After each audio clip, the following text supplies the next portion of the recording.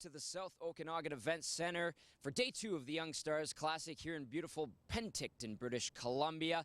Tonight, we'll see the rookie version of the Battle of Alberta. Both teams are coming off of victories. Friday night for the Flames, it was Johnny Gaudreau's highlight reel goal that sparked Calgary to a 6-4 win over Winnipeg. As for Edmonton, Mitch Mraz's second goal of the night got the job done in OT as Edmonton defeats the Canucks by a score of 4-3. Now, for more on tonight's game, we send it to an Edmonton guy and a Calgary guy who share no rivalry. Gene Principe, Pat Steinberg. Take it away. Tom, thanks very much. And from outside, we're a beautiful sunny day. Inside, a little bit of darkness, but the lights will be up soon at the South Okanagan Event Center. I'm Gene Principe, joined by Pat Steinberg. Oh, okay, I'm sorry. I said we would get along. We'll get along. Edmonton and Calgary can get along in the booth. I think we'll do fine. Plus, I think you're bigger than me. You look like you got wider shoulders, so I'm not going to take a chance with you. The Calgary Flames had an impressive start to the tournament, scored a lot of goals. And having said that, do you think they will, or have they made many lineup changes for what they'll see tonight against the Oilers? Not a ton of lineup changes when it comes to the real high-end players. 4 unanswered goals last night for the Flames to beat the Jets 6-4. The only change really that is really impressive is to see John Gaudreau there on the left side. He's going to be paired up with Sam Bennett down the middle. And I know a lot of Flames fans are excited to see that pairing go. And Michael Ferland, who had a really impressive game last night on kind of Calgary's most consistent line, going to make up the rest of that first line. So I think a lot of Flames fans will be interested to see that top group. But for the most part, in terms of the big names, we're talking about the same guys that we saw last night in the 6-4 win over Winnipeg. It's a bit of a different scenario on the part of the Edmonton Oilers. In their opening game against Vancouver, Oiler fans got to see the most recent first-round picks. 3rd overall, Leon Draisaitl. 7th overall, and Darnell Nurse. But tonight, if you're tuning in, it's a little bit of a different-looking lineup because of the fact that Draisaitl will not play this evening. He was scheduled not to play. It's not because of the fact he had a little bit of cramping in the 3rd period. As for Darnell Nurse, who looked strong in his opening game of this Young Stars tournament, he also will not play this evening. A change in net. So the Edmonton Oilers making a number of changes to their lineup, coming off what turned out to be a 4-3 overtime win against the Vancouver Canucks. Well, in Calgary, as you know, Pat, for decades almost, it feels like, Miikka Kiprusoff was there, and there was really not a lot of worry about depth when it comes to goaltending. But suddenly he retires, and then you start to really try and get together the kind of goaltenders you want, not only right now, but for the future years.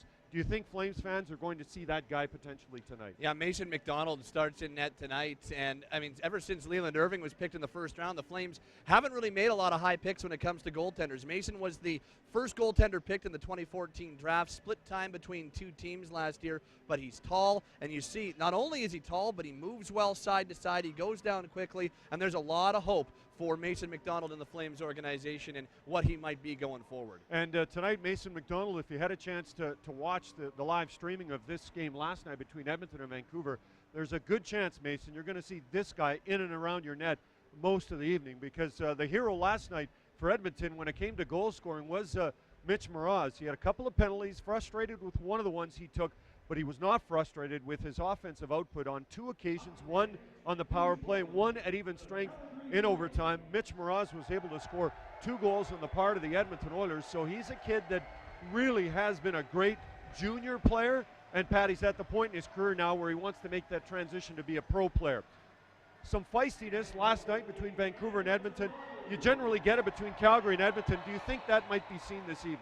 Well, and we had a little bit of a meeting of the minds between Edmonton's Iwanek and Calgary's Ferland in warm-up, and we'll probably see that a little bit later on once we're into the broadcast. But I wonder if it might be a little feisty. So if you and I can get along, then maybe that'll not be the case on the ice. It'll be good. A little feistiness will be good tonight. Yeah, we'll see how it turns out for Mason McDonald and the Calgary Flames, who were impressive in their opening game, especially considering the fact that, it was one of those games where it looked like Winnipeg was going to move on to a victory. Edmonton, for the most part, really didn't have to play from behind in their opening game, so we'll wait to see how they respond in game number 2. You have to know these kids. It doesn't matter if they're from overseas, if they're from Edmonton, Calgary, from the United States. They understand the meaning of the Battle of Alberta, so it'll be interesting to see how everybody who's involved tonight, including Connor Jones, is able to get involved in this affair between these 2 teams. When they met last year, it was Calgary that recorded the win by a score of 5-2. Before we do any battling on the ice or in the booth,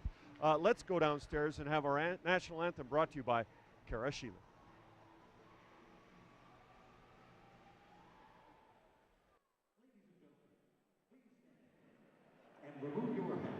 singing of our Canadian national anthem, as performed tonight by Intermission.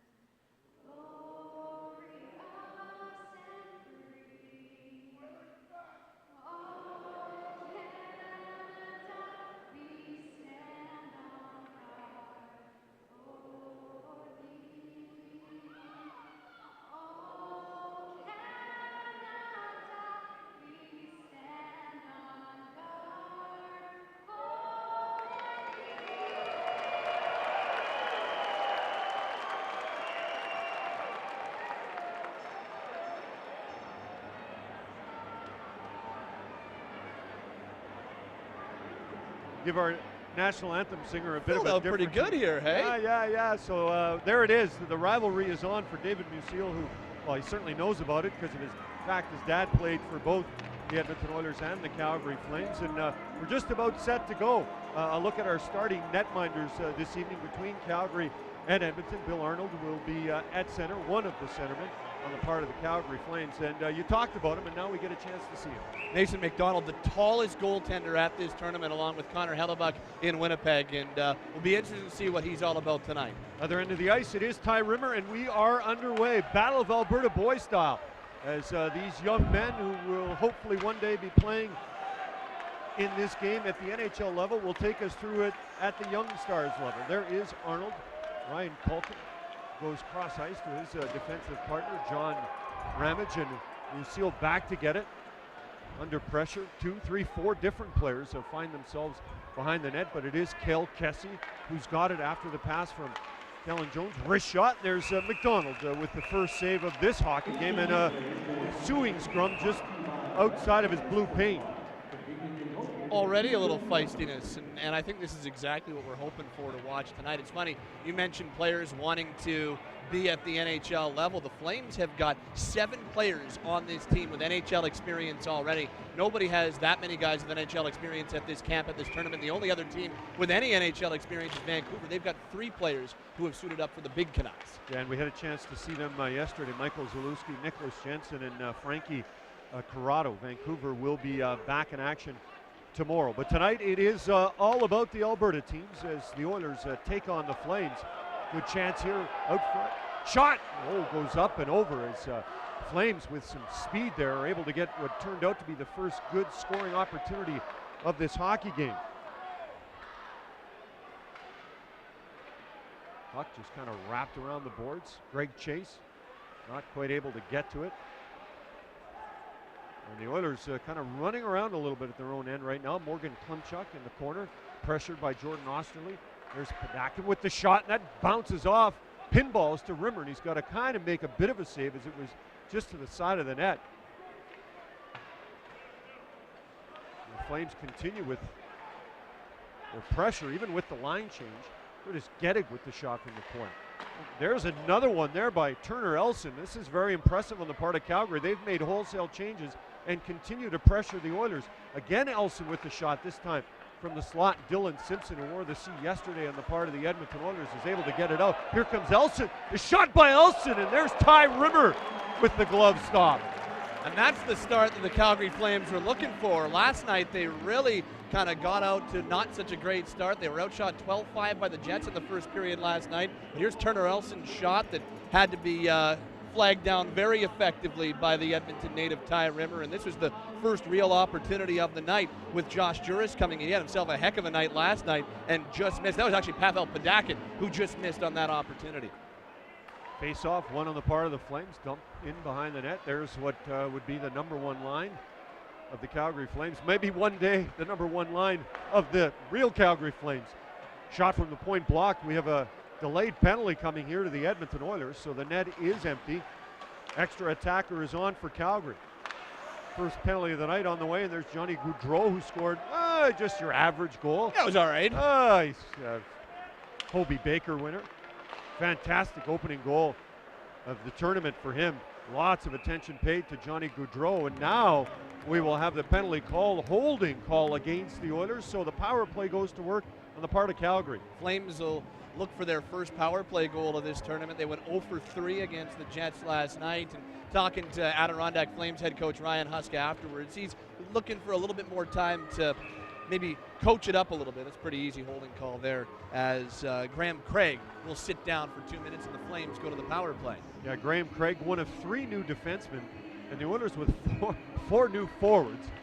Imagine doing it at the NHL level, not, but at this level, certainly it's a case where they want to see their players. Ryan Colton will just dump it in. It's wrapped around the boards, and there's Johnny Gaudreau setting it up. Jason Fram at the point along with Colton, and then it is that number one line that finds itself out front. And really, this tournament is really about seeing players of the future. And I think if you're a Flames fan, you have to be delighted to see Ferland, Bennett, and Gaudreau together on one unit. It's Fram bringing it in, pressured on the play. Sam Bennett over to help. Nice pass to Gaudreau. Will he shoot? Pass, he will. Sets up Bennett off the skate and in. And then Ferland pressured by Dylan Simpson, and that will just come out as Kyle Platzer is playing in his first game of this Young Stars tournament for Edmonton. Oh, Bennett with the little dipsy doodle, but Osterley able to get enough of him and the puck to make sure he didn't get by him. A minute is gone from this opening power play on the part of the Calgary Flames. The Edmonton Oilers were 5 for 6 with their penalty kill against Vancouver. Chance out front, Rimmer able to make the stop as that kind of took a bad bounce. Bill Arnold with a great opportunity. But Kulak at the point decides not to shoot. Over to Ramage, back to Ramage. Goal and an assist yesterday. Shot from the point. Rimmer with the save again. And then it's poked away by Vladimir Kachev. Actually make that Connor Jones, who's involved with Kellen Jones. You got the Twins here playing on the part of the Oilers. Chance out front again, and there's Ty Rimmer, who makes his 7th stop of the hockey game. Already this power play, which only has 15 seconds left in it, has looked far better than any of the 3 the Flames had last night. They've got their opportunities, as we see one here. This is the Ty Rimmer save, I believe, along the ground, as he had to, along the ice. But Ty Rimmer's had to make a number of good stops early on, and a lot of those low shots from the Flames to really make Rimmer work and see if maybe the Flames can get some sticks in front of him. If you're a Western Hockey League fan, you know Rimmer very well, as he played for 4 different teams in the dub, and now here he is playing with the Oilers in this tournament. One time when he was in Pee Wee, his coach happened to be not a bad goaltender named Grant Fuhr, a family friend and also a coach and a mentor, and someone that Rimmer looked up to, and one of those kids undrafted, but didn't let that stop him from making it to this point. Hathaway the shot, and there's Rimmer again with the save. Ironically, yesterday, the Edmonton Oilers outshot Vancouver 17-3. Yeah. And so Laurent Brossoit only saw 3 shots in the opening 20 minutes. In fact, it was about 30 minutes into the game by the time the Canucks had 8 shots. Well, we're not even 5 minutes in Calgary already with 8 tonight. Yeah, which is kind of a reversal from last night, because it was Yoni Ortio, not that man, Ty Rimmer, working last night for the Flames, because the Jets really controlled the pace. Again, as we mentioned, 12-5 were the shots in favor of Winnipeg last night, so kind of a reversal on both fronts. Calgary a whole lot better to start the game tonight, and the Oilers, who were really good to start against Vancouver yesterday, a little back on their heels in the early going. Juris thrown out of the face-off circle. Now comes back in. Looked like he'd been thrown up, but he just did a circle. Shot from the point by Kulak. Gets it back. Wrist shot deflected. Goes wide of the net. Penticton along with Juris. Now you got a 3-on-2 developing on the part of the Oilers. There's Greg Chase with a newly minted 3-year contract under his belt, signing this morning, or at least released this morning on the part of the Edmonton Oilers. Calgary hitman, now part of the Oilers organization after being drafted by Edmonton a couple of years ago in the 7th round. There's Marco Watt chase, almost able to get that puck. It's chipped right back in by Craig. Wrapped around the boards, waiting for it is Klimchuk, and there's Kulak. Calmly to center he goes. And Penticton can't control, so he will head for a change. Craig and Ludwig, that'd be C.J. Ludwig, son of longtime NHLer Craig Ludwig. And of course playing on a pairing with Craig. So you've got Craig and Ludwig. Play-by-play nightmare. Wait a minute, that's me. A puck dumped over the boards and out of play.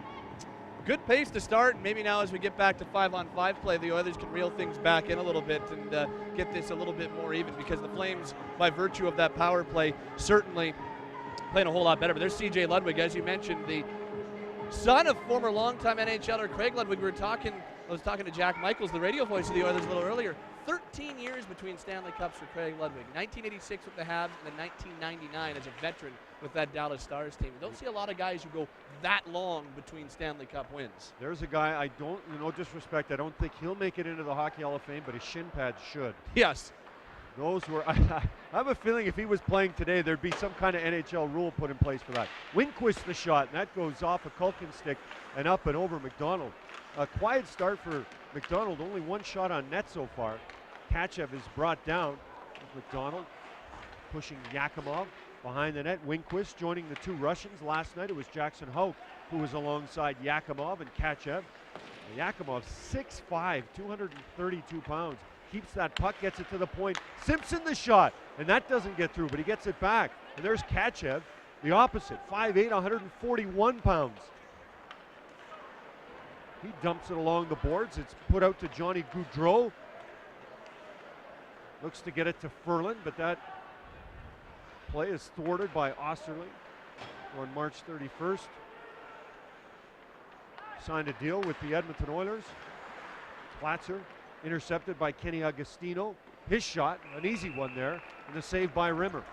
Agostino, one of those pieces that came back in the Jerome McGinley trade back in March of 2013. As we mentioned, one of those 7 players with NHL experience, as he got into a good number of games last year in the NHL, as played 8 with the Flames last year after finishing his senior year at Yale University, where he won a national championship in 2013. So interested to see what his year is like, because he can go to the American Hockey League this year. How much time is he going to spend there?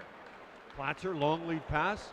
Just missed Alex Krushelnyski, so we'll keep that theme going of father-son teams. Alex, his father Mike, involved in the biggest trade in NHL history when he got traded along with Wayne Gretzky and others back in 1988. Alex would have to have heard about it because he had yet been born in 1990, but 2 years prior to that, his dad got dealt. Oh, big hit in the open ice. Bill Arnold taken down, and now we've got Austin Carroll possibly going with Travis Iwanek behind the play. They look at each other, but eventually both go to their respective benches. That led to a huge fight last night when Connor Boland had the big hit. Now also, now everybody's throwing their body around. He'll Kessie run into, so sometimes, Pat, all it takes is one hit to get everybody sparked offensively and physically. Now the Flames are going to have to kill off a penalty because there's a tripping call coming up. Oilers are going to go to the power play for the first time. And we'll see if any more penalties are administered here, as the play just brought across the blue line. I think the fans didn't feel like it was a penalty. A little push from behind. So there's the call. Now, they flagged him for tripping, but it kind of looked like a push from behind. That was quite the sequence. Garnet Hathaway's going to sit down for the penalty. It's quite the sequence of hits, though. You had Iwanek started and kind of carried on from there. So here's Iwanek, who delivers the shot to Billy Arnold, and then Turner Elson a couple seconds later would follow through with his own hit. So a good sequence and some physical plays. The Oilers go a man up here. Power play 1 for 7 yesterday against Vancouver. John Ramage, a nice job blocking that shot. Look for Mitch Mraz. We talked about him in our opening. He had 2 goals. One came on the power play, and it was right in front of the net. And we'll see if he finds himself situated there if and when the Oilers do get control, which they do have the puck now. Moraz on the ice, dumped in, around the boards it goes, and there is Greg Chase. Dump it right back. Marco Waugh as well on the power play, but Calgary doing a good job for a second straight time to ice it. Watch for the Flames to be really aggressive on this penalty kill. They were just like that yesterday against Winnipeg. They scored a ton of shorthanded goals at the NHL level last year, and I think that's something they really want to carry forward to a tournament like this. Aggressiveness, always trying to sniff out opportunities, and we'll see if they can maybe create a couple shorthanded opportunities like they did last night. Well, almost halfway through this power play, and to this point, not much success on the part of the Oilers as they're just trying to get it in and get it set up. And there is Dylan Simpson, who for the second straight night wears the C on the part of the Oilers. His father was here last night watching his son, who played 4 years at North Dakota. Shot from the point doesn't get through, but Platzer's got it. Kessie out front battling with Keegan Kanzig, and that's another shot that doesn't get through, but the Oilers are able to control. Platzer to Osterley. Great battle out front, Kessie and Kanzig. Platzer waiting, cross ice. Osterley the shot, and that's deflected up and over. And that hits the glass behind McDonald. Oilers with good control, but between sticks and bodies can't seem to get a puck through. Kachev gets it, releases it to Platzer. His shot goes wide. Down to 15 seconds left on the power play. Dylan Simpson to Platzer, the shot scores! Kyle Platzer at the tail end of a power play gives the Oilers a 1-0 lead. And a power play that was able to click once last night, clicks again here, and Platzer kind of takes it from the left circle there and just wires it past Mason McDonald. Moves in. That's just a heck of a shot from Platzer. Had the open space, stepped into it, and you can see the nice flex on the stick. So that's the type of shot that a hockey player dreams about. You get a couple of steps to walk forward, move to the hash mark, and wire it. He beats Mason McDonald for a power play goal. 22 goals last season in a combination of playing for London and Owen Sound. Had 3 points actually in the tournament last season, so he picks up where he left off when it comes to the Young Stars tournament. You seal the shot, and that's deflected just wide. To that point, the Flames had done a great job, both with bodies and sticks, of keeping the shots away from McDonald. Long lead pass, and Austin Carroll does a bit of a spinorama, so it's not a shootout, so that's fine. But it does go down the ice, and icing is the call against the Flames. Austin Carroll kind of just got a little bit out in front of that Edmonton defense and almost got himself a scoring opportunity. Well, Ty Rimmer doing a great job on the part of the Edmonton Oilers, holding them in when really Calgary could have, by this time, Pat, already had a goal or two. Shots 9-3 with 9:44 to go here in the first period. Good start for the Flames, but Ty Rimmer's held him in, and then a nice power play goal from Platzer, and Edmonton's got a 1-0 lead. There's Awanek coming hard to the front of the net. Travis Awanek, lots of traffic. Wraparound shot, it's Platzer again. Second opportunity, this time McDonald sees it and blockers it to the side. There's Agostino up with Bill Arnold, but Agostino now on his own. Puts it right through the blue paint, and Ty Rimmer just lets it go into the corner, and then Platzer is able to get it out. There's Sam Bennett. Yes, 11 chin-ups, everybody. This kid's getting strong, and you can see it when you see him out of uniform, just sort of wearing those tight workout clothes. The kid's got some size to him. I don't think that's ever going to be an issue for him again. And I've been impressed the way he's handled all those conversations about it. Jones to the net. Jones' shot. McDonald doesn't know where it is, but it isn't behind him. It's in the corner. Kessie wraps it off of Connor Jones. There we go. There's our first scrap of the night. Cale Kessie. Oh, and down they go. Well, we thought Michael Ferland might get involved in something. We thought that in the pregame skate because of kind of what we saw with him and Travis Awanek. It's not Awanek who he goes with, it's Cale Kessie, but not a whole lot of punches thrown as they go down pretty quickly. But Ferland is not afraid to mix it up. We know from last night that neither is Kessie, so good little early scrap between these two teams. And what it would not surprise me if we see a couple more before the evening is done. Yeah, so Ferland and Kessie with our first tango of the night. Both will get 5 minutes each for fighting. We'll see if there's an instigator or not. At this point, there is nothing up on the board. Kessie had 88 penalty minutes with the Oklahoma City Barons in the American Hockey League last year.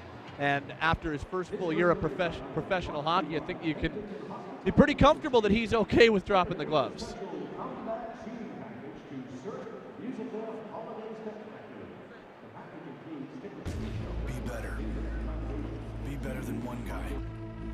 better than 5 guys twice your size. Be better out here, way out here, one-on-one against Mother Nature. Be better than a video game. Be better than the history of the game.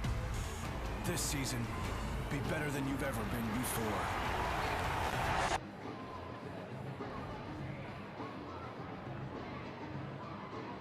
Well, this Flames team we mentioned has 7 players with NHL experience. Another theme on this Flames team is the amount of players they have that come from the NCAA ranks. A lot of players. No team in this tournament has more than 8 players, or has more than the 8 players the Flames have coming from college. Bryce Van Brabant saw some NHL time last year, is not playing tonight, but he knows the Jones brothers very well, being his teammate Quinnipiac for a little while. You have Arnold and Johnny Gaudreau from Boston College.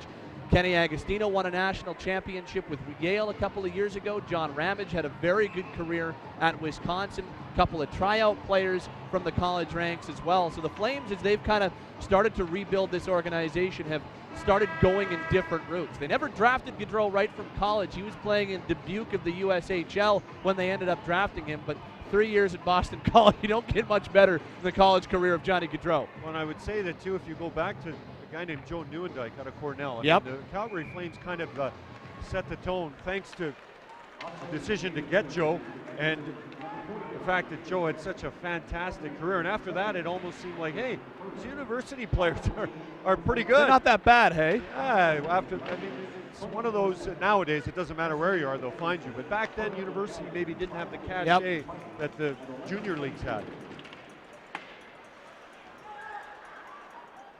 So it is 5 minutes for fighting on the part of both Kessie and Ferland.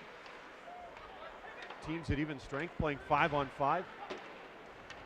Pass out to Dylan Simpson was intercepted by Garnet Hathaway and now intercepted by Hunter Smith, who is one big young man. The Flames are not short on size with this tournament. It's funny, there's nobody in this tournament on other teams bigger or as big as Hunter Smith. There's one guy on the Flames who is, though. Both he and Keegan Kanzig stand 6'7" and are as imposing a group of players as you're going to fight. Hunter Smith looks like he's 28 years old. Klimchuk, oh, the redirect by Juris, and what a save by Rimmer. Now some more stuff going on out front. Ty Rimmer's had himself a very, very strong game, and as that rough stuff kind of gets cleared up, good opportunity for Josh Juris, who unofficially scored twice last night, and Klimchuk with a nice little soft feed to him, and Juris gets the one touch. But Juris scored the opening Flames goal last night and then was able to seal it in an empty netter and gets a really good opportunity. Good positioning from Ty Rimmer. Square, goes down, makes the stop. It doesn't allow any rebound, and he's been the story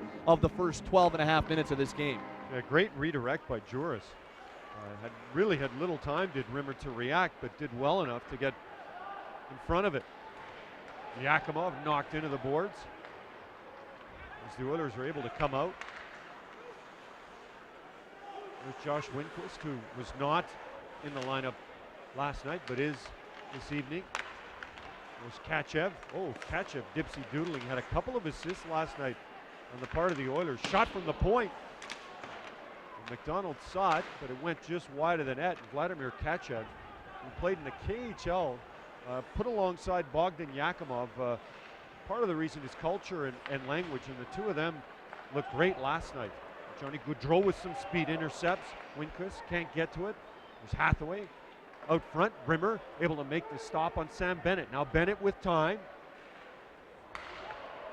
Goes around to Wannick. Back out front. Bennett looked for Gaudreau but couldn't slide it across to his line mate. The Flames able to keep it in. Hathaway towards the net. Deflected. Gaudreau scores! Johnny Gaudreau has his second goal of the tournament, and we are tied at 1. And once again, I think there would be 95 or more % of this tournament who would just try and jam it into Ty Rimmer's pads right there. But look at the presence of mind. A good job by Hathaway to put it towards the net. Look at him, that quick little move right on the blue paint. I don't know if there's very many players in this tournament who would have the presence of mind and the ability skill-wise to do that with that much space. Johnny Gaudreau, even though it's not quite as much of a highlight reel goal as last night, another very impressive goal from, and no disrespect to Sam Bennett or Sean Monahan, but right now probably the player who is exciting Flames fans most in their system. I think that's why they call him Johnny Hockey.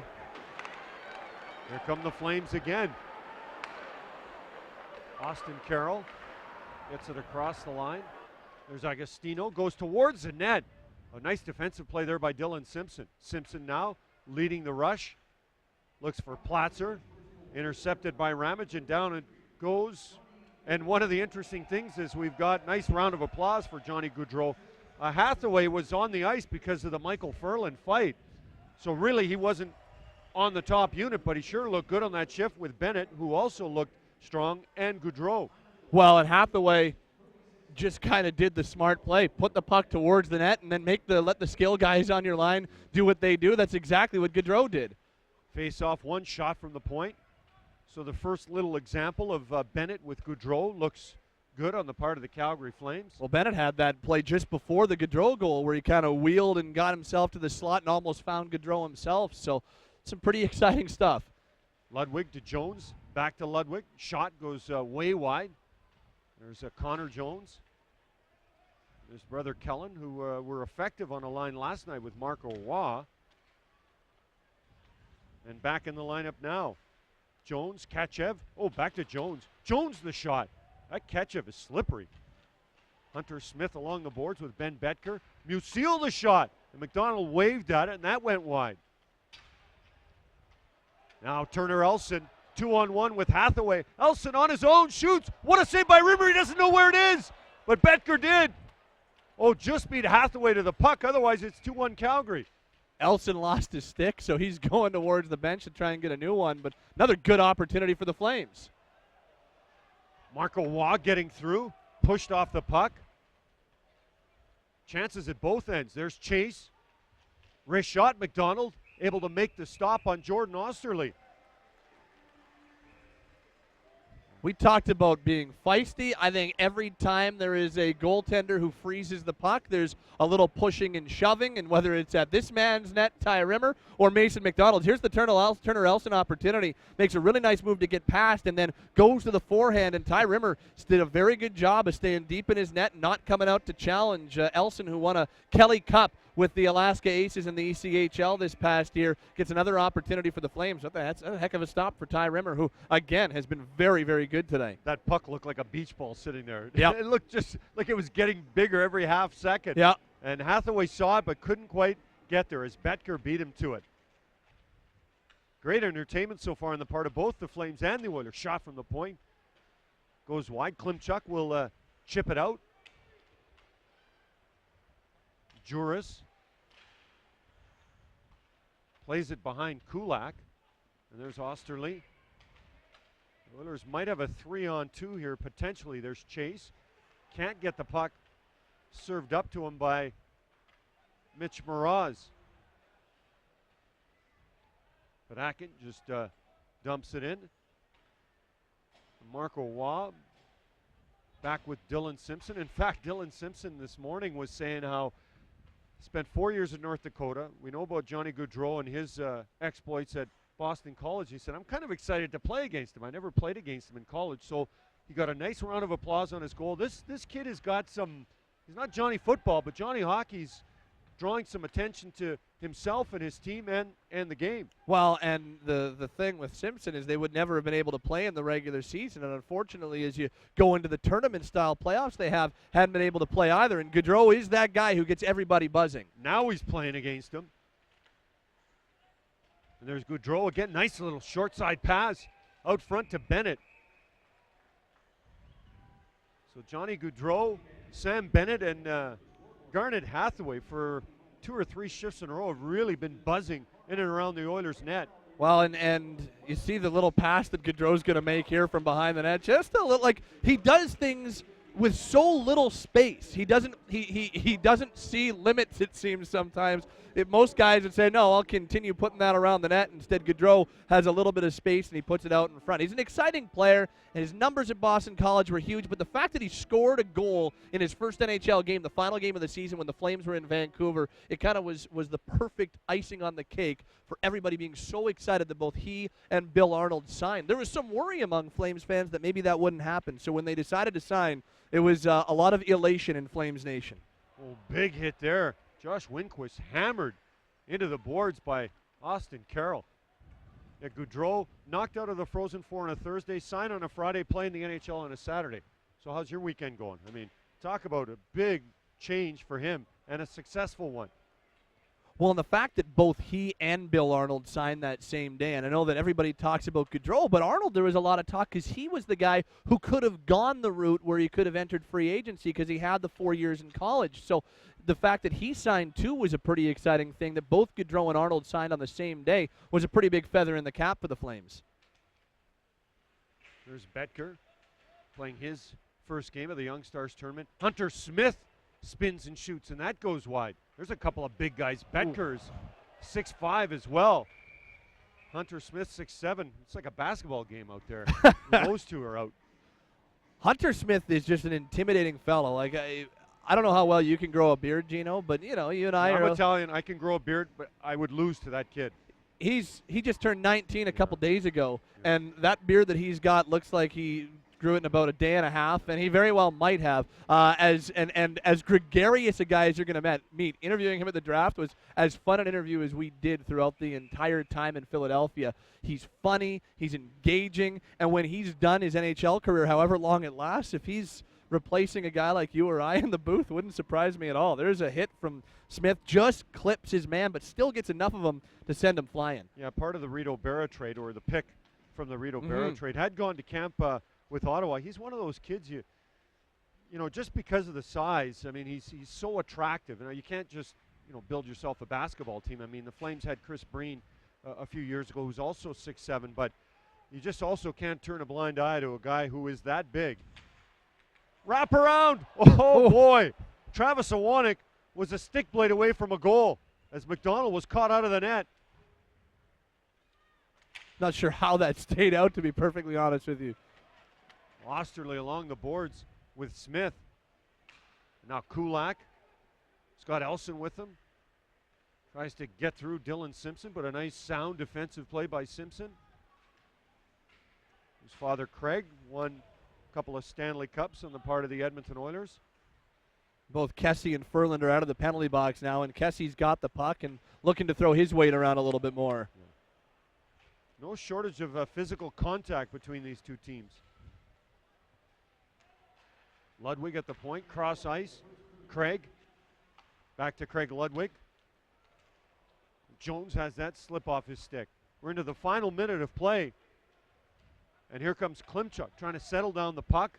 Klimchuk the shot, and Rimmer able to make the stop with Juris going to the front of the net. Shots 16-8 as we're into the final 45 seconds. And once again, there you go. There's a little rough stuff after the fact. It's been what they've done. Are we going to get any penalties coming from it? Yeah, no, I'm curious to see. It looks like Pavel Padakin might be the only one going. And there's the opportunity for Iwanek. I don't even know if Mason McDonald got a piece of it. Looked like it might have gone off the post as he was trying to wrap it around. So McDonald moving side to side, but I think Iwanek put it off the post on his wraparound opportunity. Now Mason McDonald's going to have to go to work because the Oilers are going back to the power play with Padakin sitting down. So McDonald, who has not been tested as much as Ty Rimmer at the other end, he's going to be tested very likely here. And another penalty coming up. Really tested. Now he's going to be really tested because it's going to be 5-on-3 for a full 2 minutes almost. 1:57 left in the original penalty, and then a pretty easy slash to call on Keegan Kanzig. This one was about as easy as it gets. When you snap a stick like that and knock it out of hands, you're going to get called. So Kanzig sits down. He joins Padakin. Now the Oilers have 1:57 of power play time, 5-on-3, 40.8 seconds to go in the first period. Can the Oilers score before the period comes to an end, or does this 5-on-3 carry over into period number 2? Well, Greg Chase will take the face-off against Bill Arnold. It's won by the Oilers. Ludwig back at the point. Marco Waz, the Oilers going with 4 forwards. Ludwig at the point, the shot, and that's blocked by Arnold. Nice play by Arnold to get that down the ice. Blocked shots were a hallmark of the NHL Flames last year. They were number 2 in the NHL behind only Montreal when it came to block shots throughout the year. I think that's probably carrying over to this group as well. Chase to Wah. Shot by Ludwig, scores! Craig Ludwig with the one-timer, and the Oilers lead 2-1. With just 10.7 seconds to go, a lot of space out there for CJ Ludwig to wire that shot past Mason McDonald. There is the Calgary Hitman product, newly signed Greg Chase. A nice drop pass to Marco Waugh, and then just moving in a little bit from his spot at the left point with an ability to walk into that shot is CJ Ludwig. So gets all of it that he wanted, and the good news is the Oilers still have a $1:27 to go on this power play as they score 5 on 3, and will play a good chunk of time still 5 on 4. So CJ Ludwig, a late power play goal and the second power play marker for the Oilers tonight. Ludwig out of Northern Michigan. 5 goals last season. So not really known as a goal scorer, but that was put on a tee for him on the part of Marco Waugh. So that late goal puts an end to a very feisty first period. Total of 3 goals, 1 fight, and a number of great hits on the part of the Oilers and Flames, and we're through 20 minutes of the Young Stars version of the Battle of Alberta. Kyle Platzer opened the scoring for the Oilers on the power play at 9:51. Dylan Simpson and Jordan Osterley drew the assist. Calgary ties it on the Pretty Gaudreau goal, his second from Sam Bennett and Garnet Hathaway at 13:36. And then that power play goal, 5 on 3 for CJ Ludwig, came at 19:50. Marco Waugh and Greg Chase draw the assists, and that's how we end 20 minutes of play with the Oilers leading by a 2-1 score. They're going to have 80 seconds of power play time, 5 on 4 to start off the second period. Be better. Be better than one guy. Be better than 5 guys, twice your size. Be better out here, way out here, one-on-one against Mother Nature. Be better than a video game. Be better than the history of the game. This season, be better than you've ever been before.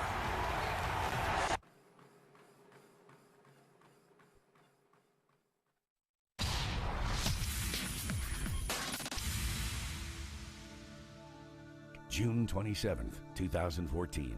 The first round is about to get underway at the Wells Fargo Center, and as usual, the draft floor is abuzz with activity from familiar faces right up until the first overall selection was made. For the Calgary Flames, this was an unprecedented draft situation, as they were scheduled to make the highest draft pick in team history at number 4 overall. The Calgary Flames are proud to select from the OHL, Kingston, Sam Bennett.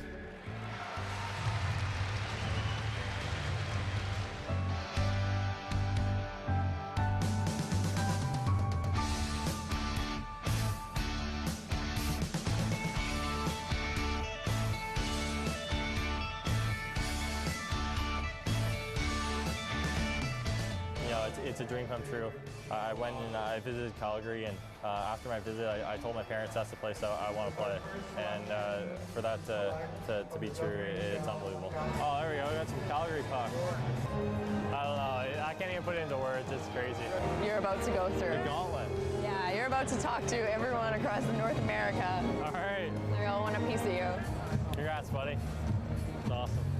I didn't eat much today at all. Not at all. I was not thinking about food. You made it out to Calgary to visit? Yeah, I went out last week early, like Monday. Yeah, and how was it? I loved it. Yeah? Like, I'm so excited because Stampede's right when development camp. Yeah, it's the best. It's the best. I'm sure they'll take you guys to a rodeo. How do you look in a cowboy hat? Pretty good. Oh, did you hear that? I guess you'll have to see. I do play with a little bit of an edge, and I'm going to bring that to Calgary as well. To play in a Canadian market, so I couldn't be happier. That's great. Wearing the jersey, how's it feel? Yeah, it's unbelievable right now. It really is a dream come true. It's surreal that I've been drafted, and I couldn't be happier. Definitely Sean Monahan. He's a guy that I spoke with him before the draft, and after talking with him, it made me want to come to Calgary even more. He just made it sound so good, and definitely if I got a chance to play with him, that'd be unbelievable. It's funny, before the draft, I went up and I visited Calgary actually, and when I got home, I went up to my parents and I was like, Mom, Dad, I want to be a Calgary Flame and I want to play in Calgary. So, to have that come true now, it's unbelievable. So, Mark Giordano wants to talk to you. Oh, I'm really? going to call him. Hello. Sam. How are you, buddy? I'm unbelievable. How are you? Good, buddy. Well, I just wanted to say congrats, man. We're so happy to have you. We're really excited, and yeah, I mean, I think you're gonna love Calgary. We have a great group of guys, great city, so I look forward to meeting you, buddy. But congrats on getting picked for us. We're really happy. Yeah, thanks a lot. I'm really looking forward to coming to camp and meeting you as well. So, you know, I can't wait. We're excited. We could really use a player like you on our team, and I think you're gonna have a good opportunity. So, if I were you, I'd be really excited, and we're really excited to have you. So it's awesome, buddy. Oh yeah, I am. I can't even describe how excited I am. So, I'm looking forward to that. I'll definitely be in touch. If you need anything, you know, going through the city or any help with anything, let me know. And you're close to Toronto, so I'm here all summer. If you need anything on my end, just give me a call anytime. Okay, buddy. We'll see you at camp, hopefully, and have a good one. Yeah, you too. See you then. Okay, take care. Bye. Such a jerk. No, the nicest guy ever. That was awesome. Hey Sam, I saw your picture on Twitter with your garage all beaten down. Yeah, you saw I that, retweeted it to everybody. Yeah, Really? Is that your garage? Yeah, it's mine. It's absolutely insane. I know. How does your mom? Like, what does your mom think of this? They weren't too happy at first. After I put like 3 holes in it, they were like, no, whatever, just keep going. Yeah. So That's how you get to this point. yeah, well, you know what? That's how you got here. I actually think they love it now. So Yeah, you gotta keep it now. yeah. Well, I'll probably have to buy them a new one soon. So. Coming up in part 3 of Behind the Scenes at the NHL Draft, we continue to follow Sam Bennett as he concludes his draft day activities after getting selected 4th overall by the Calgary Flames.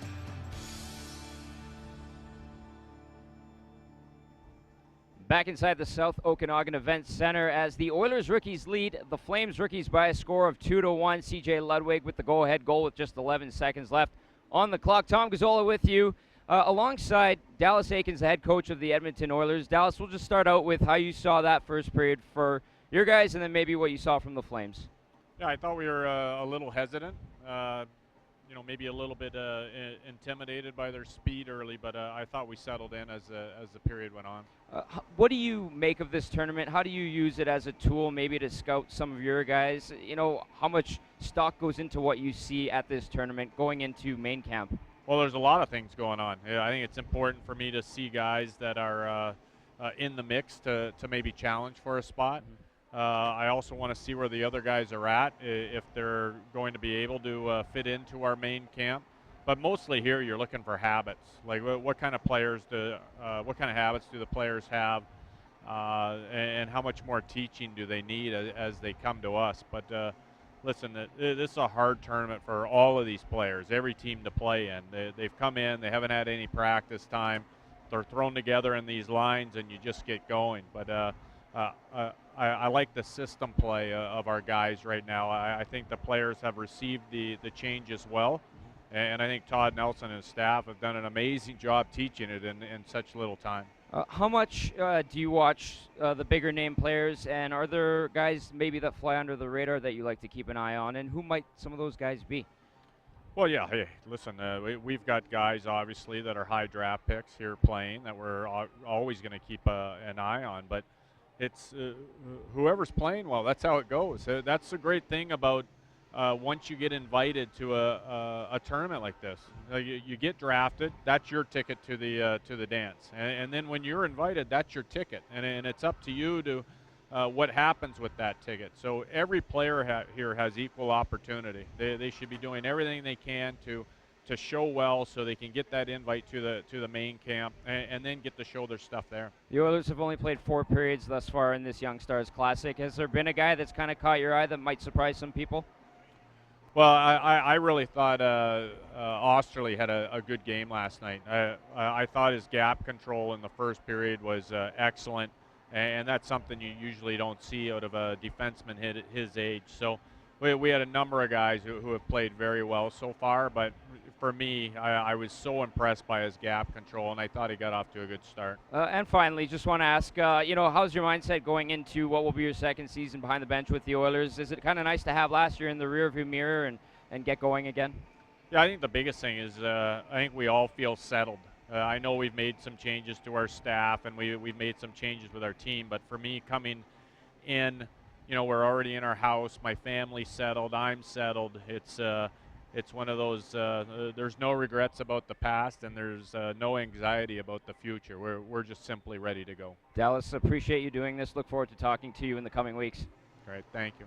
All right, well, from the Oilers, we flip to the Flames and look at part 3 of Calgary Flames TV's Inside Look at Draft Day with Sam Bennett.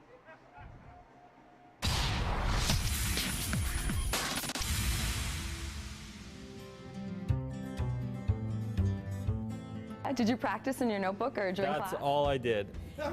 My history teacher definitely wasn't too happy with me.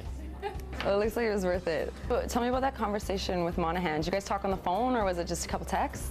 No, I actually met him. Oh, no kidding. Yeah, so I saw him at the gym I was at. He was getting treatment or something.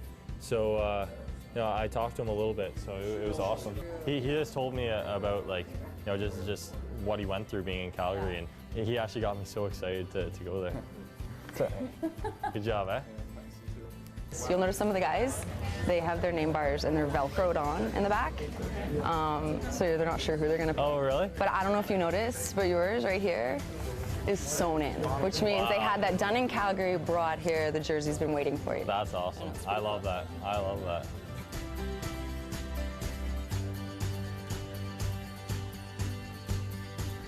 Collect Upper Deck. Collect Upper Deck. Collect Sam Bennett. Collect Sam Bennett. Both? Yeah, should we put our arms around her? Congrats, buddy. You too. Congrats, buddy. Congrats, you too, buddy. So proud of you. That's perfect.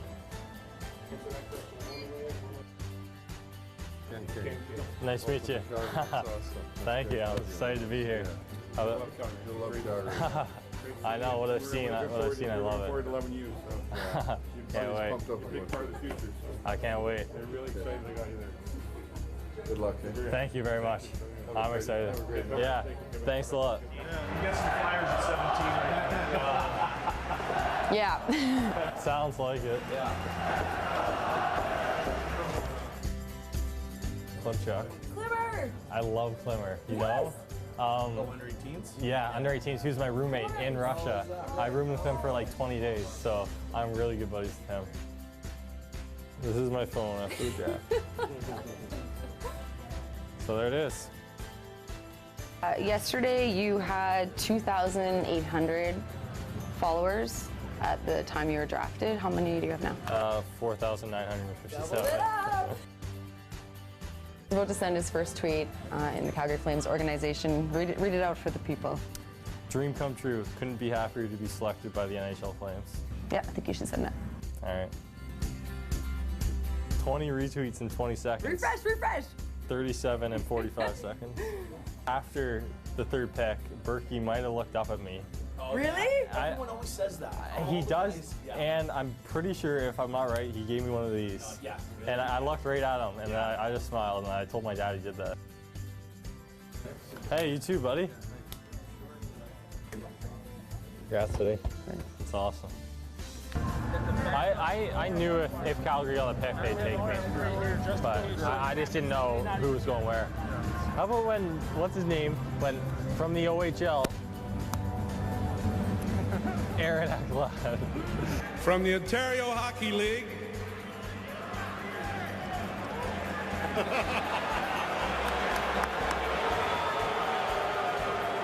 Aaron Ekblad. Did you know? You knew before, eh? Yeah, you did. Oh, how'd they have them all stitched on? I don't know. Like, they must have had more than one, obviously. Did Burke tell you didn't have to put the hat on, or how does it? Yeah. Well, he didn't even give me a hat. There was no hat there. He was just like, he was like, we don't put on the hat. We'll let your parents see your face. So I was like, right on. 4 hours after hearing his name called 4th overall, and after a long procession of autographs, photos, and interviews, Sam Bennett finally gets to see the people he cares most about.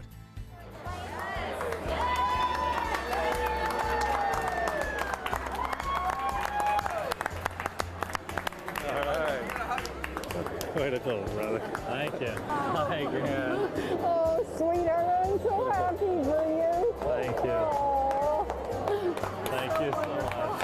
Thank you. Made it, buddy. You made her. Way to go. Thanks, bub. We'll be able to see you in Calgary. And the right team and everything. Yeah. This is the biggest day so far of your life. I know. You won the lottery, buddy. I know. All your hard work paid off. I know. As soon as you put that sweater on, it looks fantastic. I know.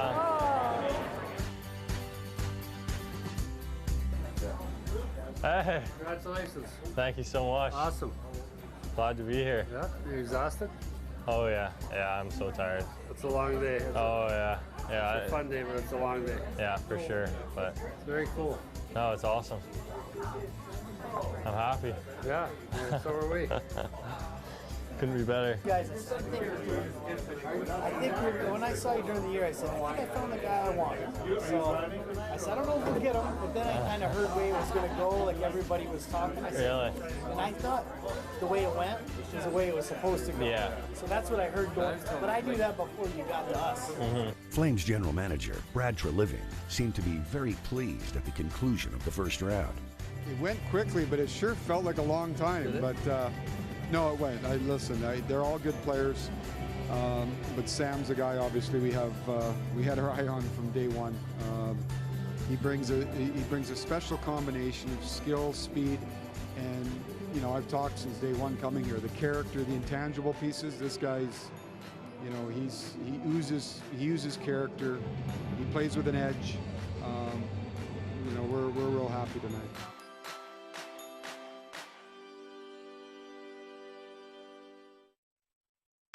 Be better. Be better than one guy. Be better than 5 guys, twice your size. Be better out here, way out here, one-on-one against Mother Nature. Be better than a video game. Be better than the history of the game. This season, be better than you've ever been before. I'll tee you on.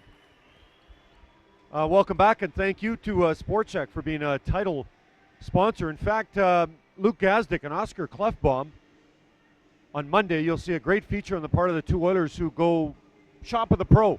So they go to SportCheck, and I'm sure they bought some hockey stuff.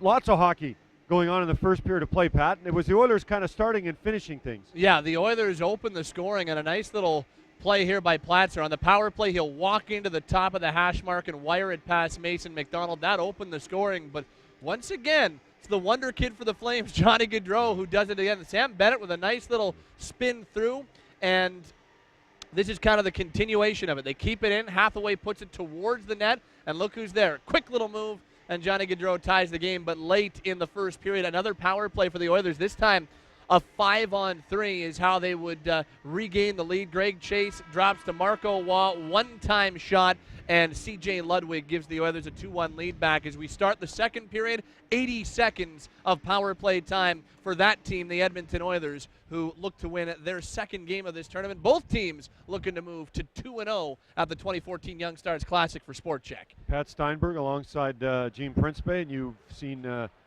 Tom Gazzola, and I think, was Kristen already on, Kristen Hallett? Kristen Hallett will be on in the second intermission interviewing Flames Assistant General Manager Brad Pascal, so stay tuned for that as well. So you'll want to see Kristen and Brad in the second intermission. You got to see a little bit of Dallas Aikens in the first intermission. I love seeing coaches in the offseason. They're just so relaxed. Laid back. Oh, yeah. Everything's great. It reminds me of spring training in baseball. Nobody's uptight. Everyone's just, in a good mood. The stress has yet to arrive. And then when it comes, oh, boy. Cale Kessie. Marco Waugh, the shot. Boy, he rang that right off the post. Nice setup by Kessie. Kachev now has got it. Waugh loitering in the slot. Gets the pass from Kachev, but can't control. And John Ramage will send it down the ice. Ramage, you talked about Turner Elson winning a Kelly Cup. John Ramage, a teammate of his on Alaska, as they were crowned ECHL champions. There's Betker just dumping it in under 10 seconds to go in the power play for Edmonton, and Michael Ferland, who was feisty in that first period of play, getting involved in a scrap with Kessie, back alongside Bennett, and Johnny Gaudreau just hops over the bench. So Gaudreau then, by my math, has a 3-game goal-scoring streak, does he not? Yeah, you go back to the end of the regular season, scores there. First 2 games of the Young Star Classic has a couple of goals. And, yeah, he's we said it a few times, and it kind of got – you kind of like wanted to talk about different things other than number 53 right there yesterday as well. But for the Flames and the Jets, it was Johnny Gaudreau and Nick Ehlers who were the guys who really were the stories. And as much as it's easy to talk about Gaudreau and then a first-round pick in Ehlers, when they're playing as well as they played, you kind of have to talk about them. Young Stars, point made, right? That's what this tournament is about. And Winquist just got a stick in the face, and he's headed to the bench. They're checking his dental work, and we'll see if it's 2 or 4. He's pointing to where the spot is. Has he left something out there? And it looks like it's going to be 4 as you see the referee indicate that. So more power play time, and this will be the second time Keegan Kanzik sits down. He was part 2 of the 5-on-3, and we'll see if we can catch it there. So Kanzik gets the stick up, shaft right in the face, and now the Oilers will go to the power play for 4 minutes at the very most. Is another opportunity for them on the man advantage. They've got the lead. They scored 2 power play goals in the first period. Man advantage has been their best friend so far here tonight, and we'll see if it can continue being good for them on this 4-minute high-sticking double minor. All right, face off to the left of McDonald, won by Chase. Oilers keep control of it. And there's Yakimov. The Oilers going with 4 forwards on their power play in this game. Marco Waugh's been there. And now Yakimov. Mitch Mraz will wrap that around the boards, but not able to keep it in is Ludwig, who has got the goal that has given the Oilers the lead.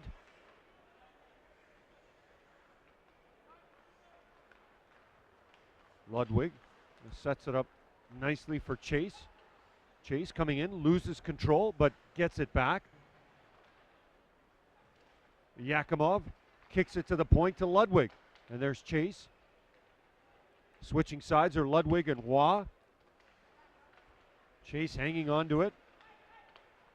The yell by Waugh, wanting the puck and getting it from Ludwig. Flames doing a nice job keeping the Oilers to the outside right now.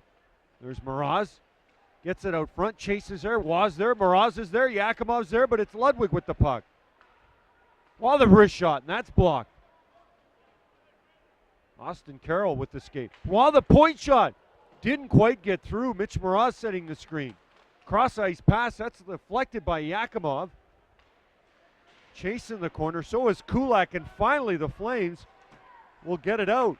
The Oilers are going to look to turn it quickly, but an errant pass will kind of change that. Yeah, the Oilers actually looked like they had too many men on the ice. Dylan Simpson had come on and then circled back. Now out front the shot. Well, the shot developing there for Agostino, but he didn't get much of it, if any of it.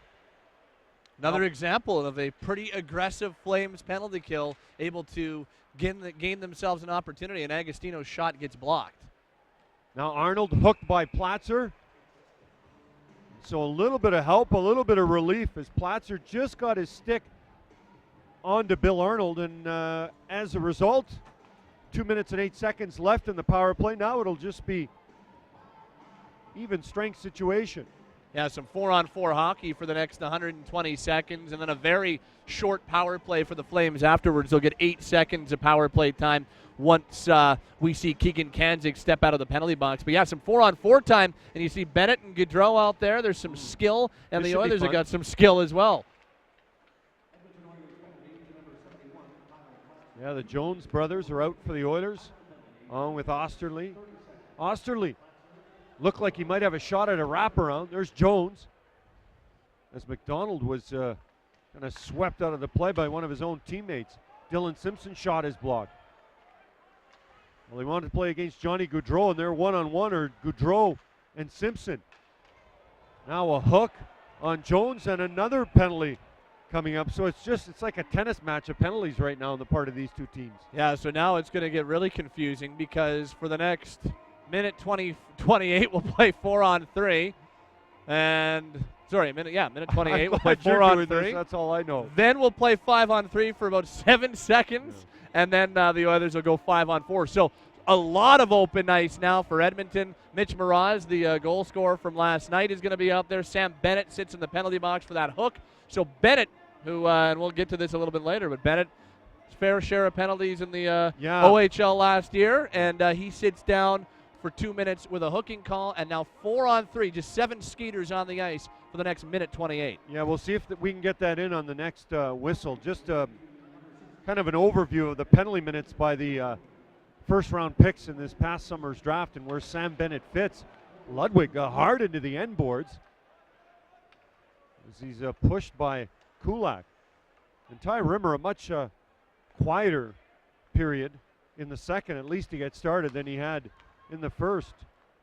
Well, we haven't even played even strength hockey yet here in the second period, or if we have, it's been about 10 seconds of it because the Oilers started on the power play. Here's what we're talking about. Sam Bennett with 118 penalty minutes in the regular season with Kingston of the Ontario Hockey League. Nick Ritchie with 136. That makes sense. He's a big bruising draft pick of the Anaheim Ducks, but to see Bennett with 118 and then kind of sandwiched between Dal Cole and Draisaitl, you see Reinhart with 11. Sam Bennett plays that feisty kind of power forward type game, doesn't he? Yeah. And we were kind of looking forward to seeing 3 versus 4 from the draft, but Leon Draisaitl, if you missed it off the top of the show, was scheduled not to play this evening. A lot of these rookies playing 2 of 3 games. It is not because he suffered some cramping in the third period of last night's game against Vancouver. Simpson at the point tries to just kind of slide it to Winquist, who looks okay after taking that Keegan Kanzig high stick. We've got 30 seconds left on the initial Oilers penalty, and then there'll be 5-on-3 for a few seconds before Kanzig steps out, and we'll play the remaining seconds 5-on-4. Simpson around the boards, Ramage is there, and back down the ice it goes. And just to finish the thought on the penalty minutes, the only other player who was a first-round pick this past summer who had 100 or more penalty minutes was the 6th overall pick, Jake Virtanen of the Vancouver Canucks, who's not playing in this tournament but is practicing because he's hurt. So it wasn't, not a lot of penalty minutes distributed on the part of some of the picks, but Bennett up amongst the top 2. Winquist, Platzer at the point. Sticks are clapping as Kanzig is back on the ice, so 20-second power play left for Edmonton, but the Flames will, yes, they will get it out. The Flames, despite being scored on the power play, have done a good job, Pat, of blocking shots tonight. Yeah, they've done a pretty good job, specifically on this last stretch, the 4-on-3, quick 5-on-3, now on this 5-on-4, keeping things to the outside. Shot by Musil, just absolutely wired it wide. And Platzer, Kachev, cross ice. Oh, tried to get it to Winquist. It's intercepted. Here comes Sam Bennett. Bennett one-on-one. Trying to slide through, but Ludwig is able to push him to the side. There's Platzer alongside Ferland, and that is just kept in at the point. The Oilers will get it out, and here's Alex Krushelnyski. Drop pass to Iwanek, and he takes a big hit from Sam Bennett. And Iwanek's going right after Bennett, but he's got to go through. I think he wanted his stick back too. Yeah. Well, Iwanek behind the play. Now he's almost in front of the play. A shot by Iwanek as he's pressured by Fram. That is not going to be kept in by Ben Betker. So Iwanek, who had a big hit in the first period of play, the recipient of a big hit by Bennett, who delivers some physical action but not penalizes. It was clean. Yeah, nice hit to the midsection of Iwanek, and we'll see it after the break on the replay. But Iwanek, I don't think he was going to chase him down as the puck is iced. It'll be a face-off back in the Oilers' zone. I don't think Iwanek was going to chase down Bennett. I think he was going to tell Michael Ferland that because he stood right in front of him. Well, look at this. So you'll see Krushelnyski drop it to Iwanek. Here's the hit, and then Bennett has his stick tangled up with him. So I think Iwanek's looking to go get his stick back from Bennett as opposed to trying to challenge him. So that's why Iwanek went chasing after him. And there's Ferland, who's like, okay, get your stick, but that's about all you're doing. Yeah. Nice sequence of events there. As a clean hit doesn't always have to lead to a fight. Elson in the corner. Checked by Craig, who's dropped his stick. Tried to get it into the slot area, but intercepted by Alex Krushelnyski. Back come the Flames. Wrist shot. Rimmer the save, and Betker then sweeps it away. And the Oilers may have a odd man rush. Krushelnyski tries to get it across. Jones will receive the errant pass, but then it is brought back by Elson, and he'll just dump it in. Hathaway, who saw about 3 or 4 shifts on that number 1 unit when Furlan was in the box for his fight with Cale Kessie, back out on the ice. And there is Kessie. Involved with Penticton. There's Craig and Kessie will just dump it in. Things settling down here a little bit on the part of both teams as Dylan Simpson will go back. No icing on the play. No coincidence that things settling down a little bit when we're actually able to play some 5-on-5 hockey. There's Yakimov trying to split the defense. He does. Oh, what a save by McDonald. Bogdan Yakimov, 6'5", looked more like he was 5'6", as he gets through the Flames defense, but can't beat McDonald. Do you want to take a stab at where Bogdan Yakimov played his hockey in the KHL? It's very long. I'm not going to bother trying, but the third-round pick of the Oilers in 2013 with a nice job splitting the D and getting an opportunity, almost giving the Oilers their first two-goal lead of the night. So there's a lot of skill. You knew that right from the get-go when it came to Yakimov, and he almost gives the Oilers their third goal. Nizhnekamsk? Not bad, actually. We'll call Nail Yakupov. I believe that's Nail's hometown. Is that where Nail's from as well? Yeah. His number 64, worn by a fellow Russian, Kachev. Yakimov spends a fair amount of time with Yakupov, who came back to Edmonton earlier than, the lockout last year obviously kind of changed things, but he came back earlier than maybe people thought he would, just to get himself used to the NHL back in Edmonton. And whoa, Austin Carroll all by himself and ripped it over the net. Ramage at the point, looking for the give and go. Back to the point it goes, deflected. And Kachev run into the end boards, and the Oilers with a 3-on-2. There's Yakimov. Over to Simpson. Simpson filling in on the other side. Did a nice job, but couldn't quite get it across. There's Kachev, who actually was undrafted, and his junior coach from Moncton called Stu McGregor, head scout of the Edmonton Oilers, and said, what do you think about giving this kid a tryout? So the Oilers have, and he looked impressive. 2 assists and a +2 in his opening game. But he's 141 pounds. Yeah, he'll probably need to put on a little weight as his time in North America continues, but the good news is he's got some time to put that weight on. Yeah, they think that if he can get to 155 or 160, he, might have a chance. He's 18 right now, and that's the good news. He's got a couple years left to play some QMJHL hockey and put that weight on. So a couple more summers where he's able to do that, and maybe Kachev's a little bit more in tune where he needs to be. There's Graham Craig barreling up the left side or the right side, depending on how you want to term it, but he's got his pass intercepted. Craig's got it back now. He's a big defenseman on the part of the Edmonton Oilers. 3 new defensemen playing tonight. That kind of skips through eventually. And Furlan trying to control it. Does for now. Jason Fram pinching in from the point, and that's where there's so much room here for Greg Chase, who received some Twitter love from Kyle Platzer, his teammate with the Calgary Hitmen, saying it's time for him to buy dinner. But from Edmonton Oil King Mitch Moroz, it was, we're happy for that pest. So depends if you play with him or against him, how you feel about Greg Chase. He's known as one of the chirpiest players in the Western Hockey League. I've gotten to know Greg over the last couple of years playing for the Hitmen. He's one of the nicest guys you'll get to talk to. He's smart. He's very well-spoken. Yep. And I think that well-spoken part comes over well on the ice. Platzer with a big hit on Kanzig. You don't see that very often. I was going to say, Platzer on Kanzig, you would have thought it would have been the other way around. Yeah. Platzer stands 5'11", 184, and we know what Kanzig is, 6'7", 245, and Platzer got the better of that encounter. Yeah, Kanzig went after him a second time, and he just kind of bounced off him, and now some of the Oilers are kind of giving it to Kanzig over the fact that he was brought down by a smaller player, but it does happen. There's a Wanek involved in the corner, and he gets hit right up in the head area by Culkin, and that'll lead to a penalty. And once again, this Oilers power play, which has already had 6 opportunities in the stretch we've had so far. Here's the There's the initial hit, and there's Culkin. Yeah, that one was pretty easy to flag. A vulnerable Iwanek on the boards, and Culkin nailed him into the side there. So another power play coming up for the Edmonton Oilers as Ryan Culkin sits down in the penalty box. Be better.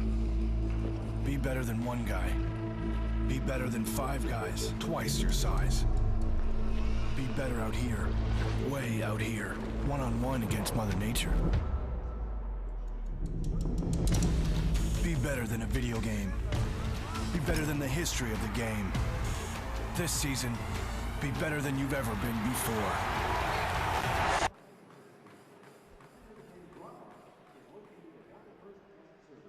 Yeah, Sport Check, your better starts here.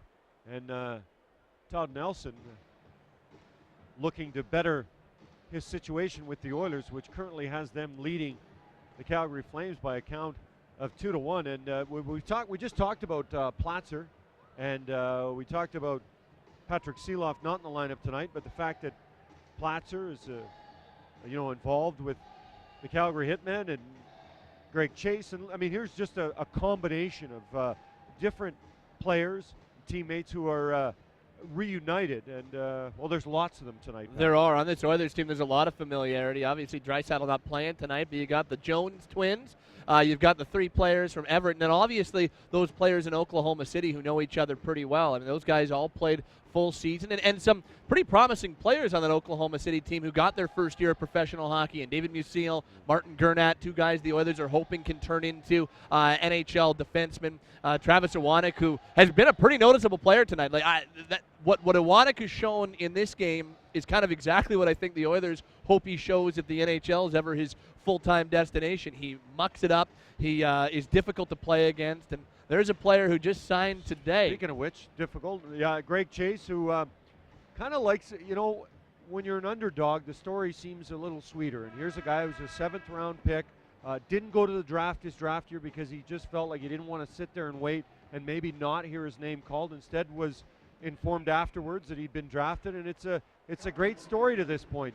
At the World or the Canadian Under-20 World Junior Evaluation Camp, I mean, alongside some really high picks. So far, so good when it comes to the story of Greg Chase. Well, and it's even better for Oiler fans, the Sherwood Park guy, so you know that he's got the local ties, and tied for the team lead in Calgary Hitmen scoring last year, going into his 19-year-old season in the Western Hockey League. And if he does end up back with that Hitmen team, there could be a great possibility for a very, very strong season statistically for Greg Chase.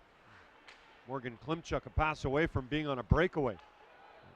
It's kept in temporarily, and there's Winquist. Remember, the Oilers still have a minute 15 to go on this power play as they're on their 4th power play of the 2nd period. Cross-ice pass. There's Kanzig using his stick nicely to get it in the way of a pass. And another penalty coming, and I'm not sure if Kanzig's going to get flagged again. Well, everybody's sort of looking around. Should mention the referees Mike Campbell and Brett Iverson, the linesman Ryan Gibbons and Troy Patterson. And it looks like it's going to be an Oilers player heading to the penalty box. It is Winquist who heads to the penalty box, so that negates a power play that had a minute and 1 second left in it. And he got tangled up with Kanzig in along the board, so it may have been a little retribution because it was Kanzig that got Winquist earlier for a double minor after a high stick. That's Garnet Hathaway. The player you just saw before him was Pavel Padakin, a teammate of Greg Chase's last couple of years with the Calgary Hitmen. And Padakin's an interesting story we can get to a little bit later on, but kind of a feel-good story for him as well. Fram at the point. There's Kulak.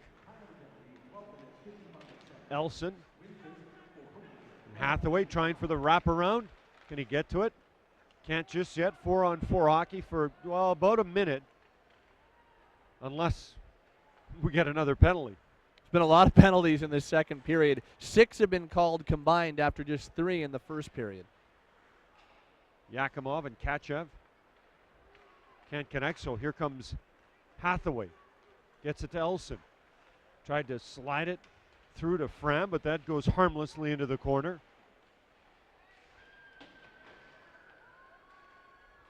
There's Betker, Kachev, off the skate of Kulak, and that'll keep the puck in.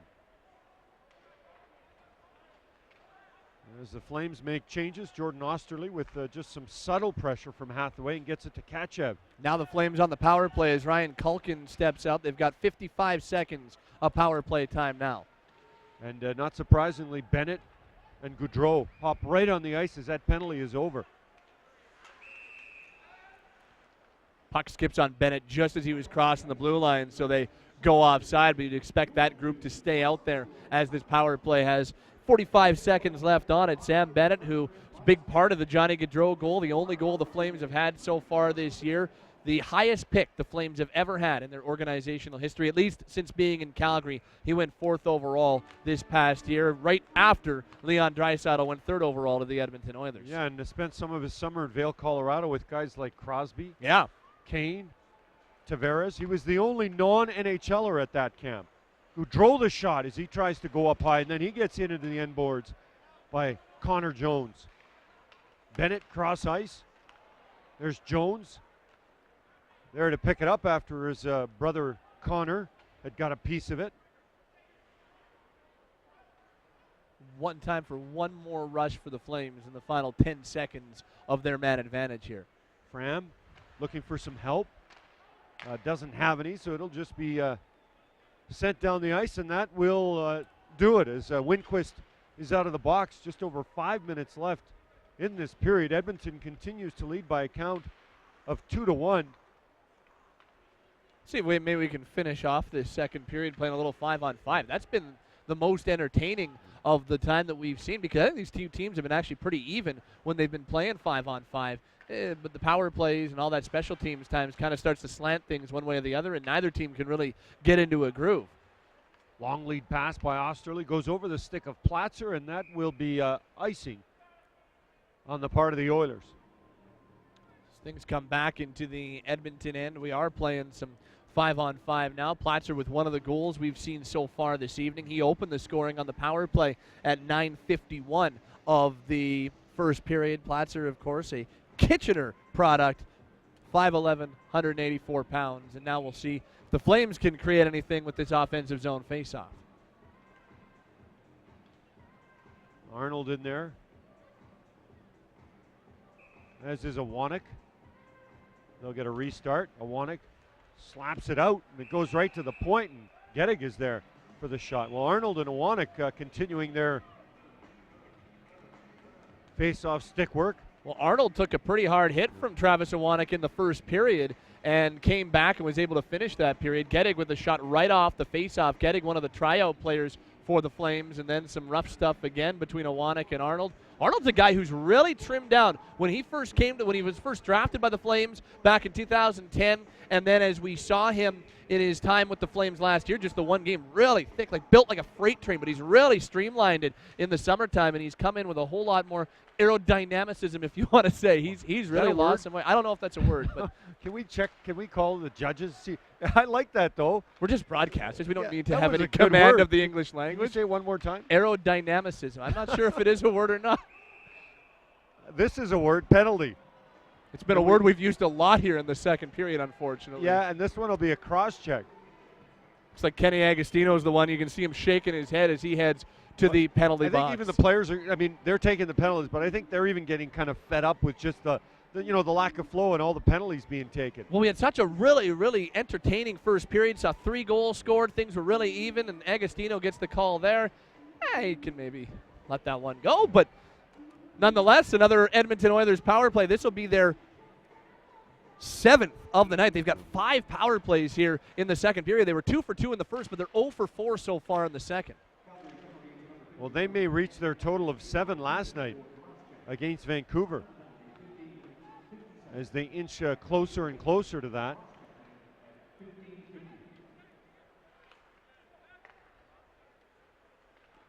Hasn't really been a whole lot of opportunities at all, though, when it comes to power play time here for either team in the second period, as both teams have kind of honed things up on the penalty kill and not allowed a whole lot.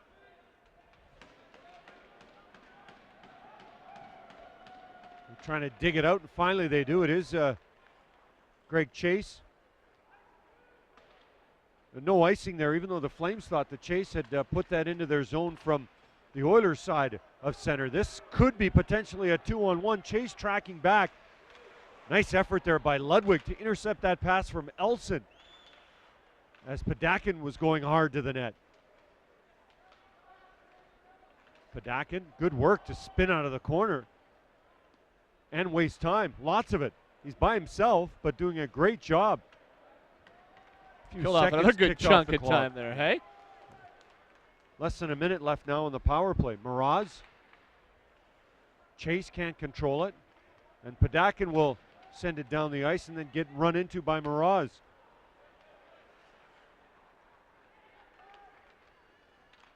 Dylan Simpson, headmans to Osterley.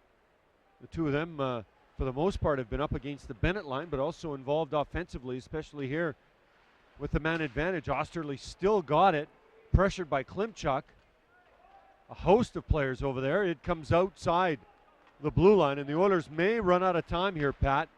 Chance for, well, no, I was going to say one more chance, but no, that'll do it. Once again, the penalty will expire. Yeah, and Oilers power plays, much like the Flames 3 power plays they've had here in the second period, nothing doing on either of them. Yakimov trying to split the defense, does, and gets it to Kachev, and that just goes off the end of his stick.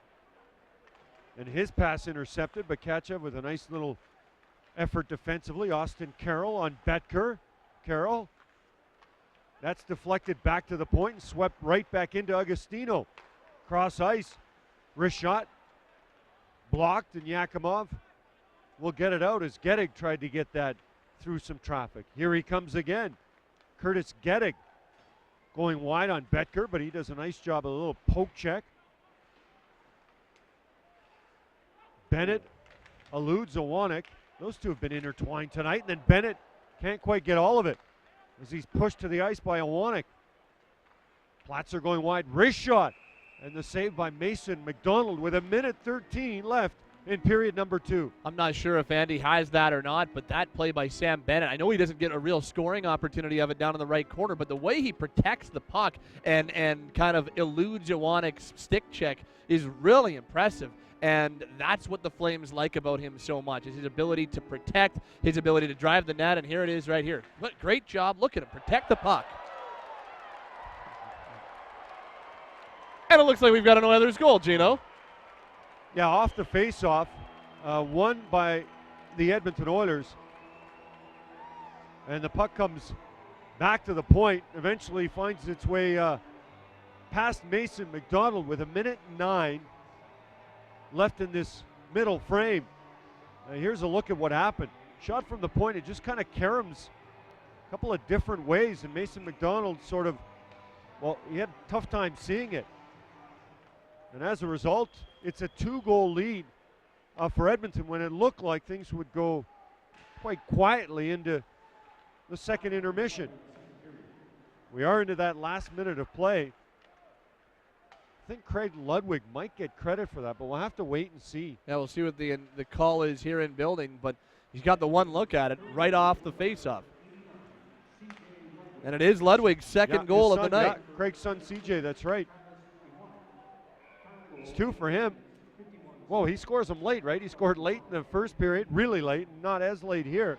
But that shot from the point, McDonald just looked a little uncertain of where it was. Didn't really seem like he knew it was coming. Yeah. And as a result, just kind of what looked like an innocuous shot from C.J. Ludwig ends up beating Mason McDonald. And now it's a 3-1 Edmonton Oilers lead. The only assist goes to Travis Iwanek. There you see C.J. Ludwig. Talked about a few times in this game. Craig's son, 2 goals.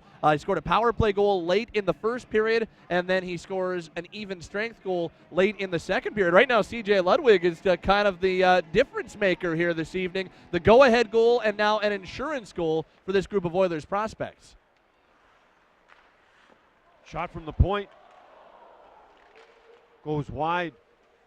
Elson behind the net with Osterley. Calgary seeing if they can cut that lead once more. Maybe they can. Here's Hathaway. Hathaway out front. And we've got another penalty coming as Hunter Smith was brought down by Marco Waugh. That is a heck of a play by Ryan Culkin, who kind of started that whole thing off, and that's why Marco was going to head to the penalty box, because the Flames had a nice little run of offensive pressure there, but Culkin was the one who got the shot on net, and it kind of went from there.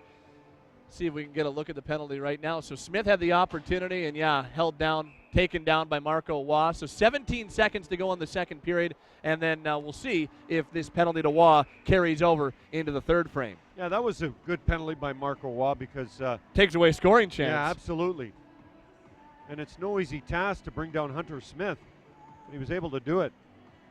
Kristen Hallett's right beside me. She's got an interview with Brad Pascal coming up in the second intermission. Look at Tom Gazzola and Kristen Hallett. All the pretty people are here. Agostino, the wrist shot, and the save by Rimmer, and more traffic out front. Museal's there, as is Arnold and Iwanek. As you mentioned, those two have been going at each other all night in open ice, and at the Agostino face-off circle. Gets a little bit of open room. Nice job stripping from Betker, and he moves towards the slot, kind of takes that spin on the hash marks and rips a shot. Agostino scored his first NHL goal in those 8 games he played with the Flames last year, and had 2 points in those 8 games, so he's going to try and continue that. I don't think he wants to go to the American Hockey League. He'd like to be an NHLer.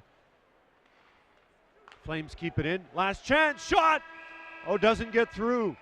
Brett Kulak trying to get that off with a chance to get it out front, but it's deflected wide, and so lots of power plays, little bit of goal scoring, and we're through 2 periods of play. Edmonton leads Calgary by a count of 3-1. And all things considered, I mean, knowing the fact that we had so many power plays, I count 8 power plays in the second and 1 more carrying over into the third period. Only 11 shots combined in that period. Edmonton out shooting Calgary 7-4. Calgary's got the shot edge at 20-16. But the penalty kill is kind of the story of that second period, because the goal that C.J. Ludwig scored was even strength. The power plays don't really do much on either side, and there'll be a minute 44 of power play time carrying over into period number 3.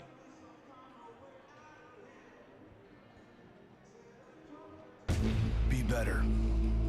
Be better than 1 guy. Be better than 5 guys, twice your size. Be better out here, way out here, one-on-one against Mother Nature. Be better than a video game. Be better than the history of the game. This season, be better than you've ever been before.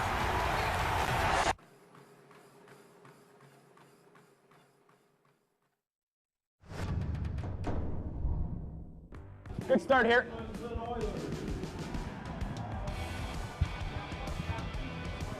Come on, Mitchie, hey, bang some bodies, kid. Greg, this is your second go-around for the Young Stars tournament. How would you describe yourself as a player then to where you're at now after the season you had last year? I think the biggest thing is just the confidence factor.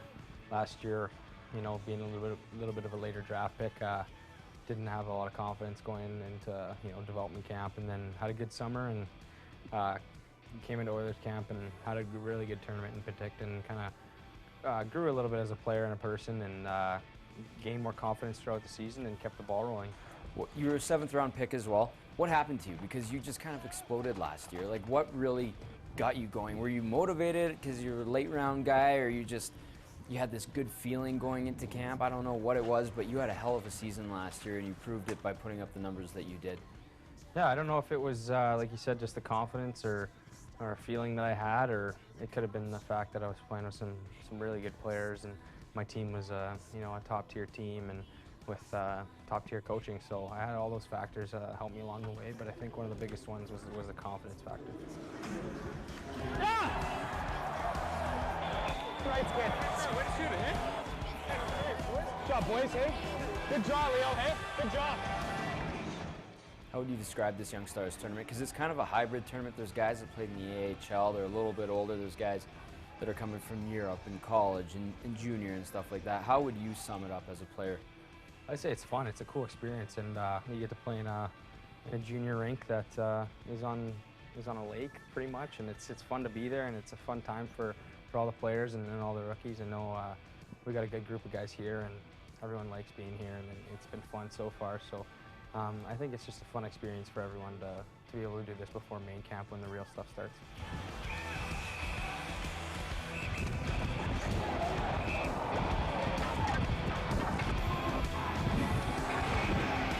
Do it. Enough, boys. Maybe that's not all.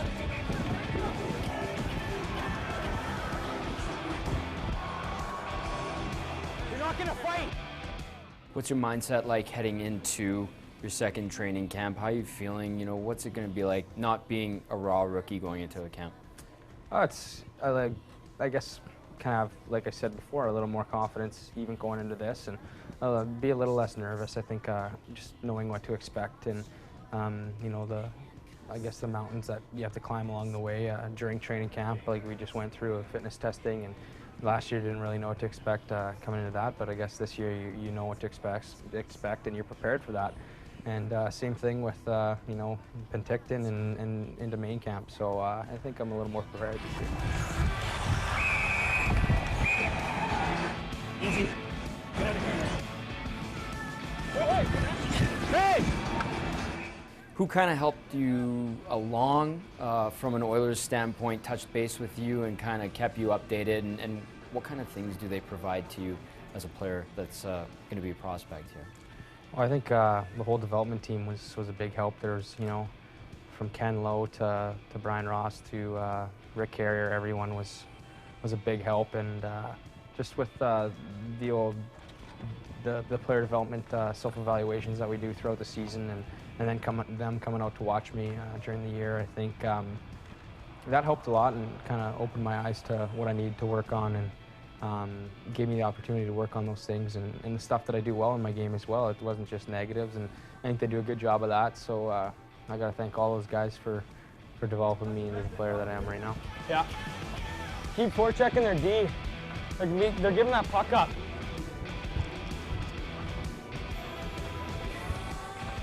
Really good start, really good start. I think growing up watching this team and coming to the stands and thinking, oh, this is a big place, and these guys are unbelievable. When I was younger, and watching, you know, the likes of Jared Stoll and Sean Horkoff and Ethan Morrow and guys like that, and just wanting to be guys like that, and now being a part of that, or having a chance to be a part of that. Maybe when I get a chance to play for the team, or if I do, it'll sink in. But it's been cool so far, and I know everyone in the city that knows me knows I'm proud to be part of the Oilers, and is proud to be, I guess, associated.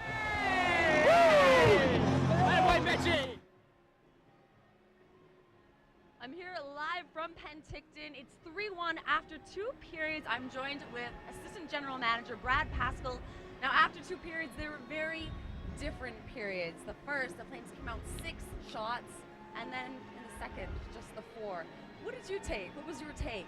Yeah, we definitely got in some penalty trouble in the second period, which you know, I think it was a good experience for our guys to kill some penalties here, but that was the difference in the second period. So far, pleased how we came out, especially in the first period. I think we were putting a lot of pucks to the net, and it's a good opportunity for us to look at these young prospects of ours. Now, as far as defense, last night we didn't really talk about him much, but he really is showing. I know Ryan Huska's giving him the go-ahead, but Bill Arnold, a lot of 5-on-3 opportunities. Can you talk about his defensive game? Yeah, definitely. You know, he's been blocking shots, and he's doing a great job. He's a young player that we're really looking forward to looking at this year and at this camp here. And we thought he's played really well the first 2 games, and hopefully we continue that on as we start main camp on the 18th. All right, we can continue on. I have people waving in the background. Apparently this wasn't close enough, so hopefully everything is smooth sailing from here on going. Now, with this last period, the players out there, the lines, I talked to Ryan Huska earlier today about those lines, and he said that he really is getting those cues from you guys, who you want to see playing together, and then he's able to do with that what he will. How do you decide who you want to see together? Yeah, I know. I think with Brad Treliving and myself here, we have the opportunity to sit down with Ryan Huska and sit down with Todd Gill on a regular basis, and that's one of the things. We have extra players here, and what players are going to be in the lineup, and then what lines we want to see. And you know, I think over the summer we've really looked at our prospects and have an idea of, you know, what guys maybe play with better with who, and and we express that into Ryan, and he has his ideas as well too. So it gives us the opportunity to see our prospects in their best light and in different situations as well, penalty kill and power play, and it's just really good communication that we have. At rookie camp, you got to see glimpses of Bennett and Gaudreau playing together, but that's rookie camp. This feels like a real game. You can see the rivalry. You put them together tonight. What were you looking for there?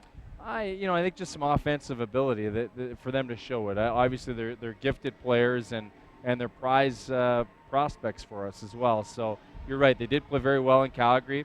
It still is early September here, and we have a ways to go, but it's a good opportunity for them to play together and show what they can do. Okay, let's talk about you. You're here now. You've come on with Craig Conroy.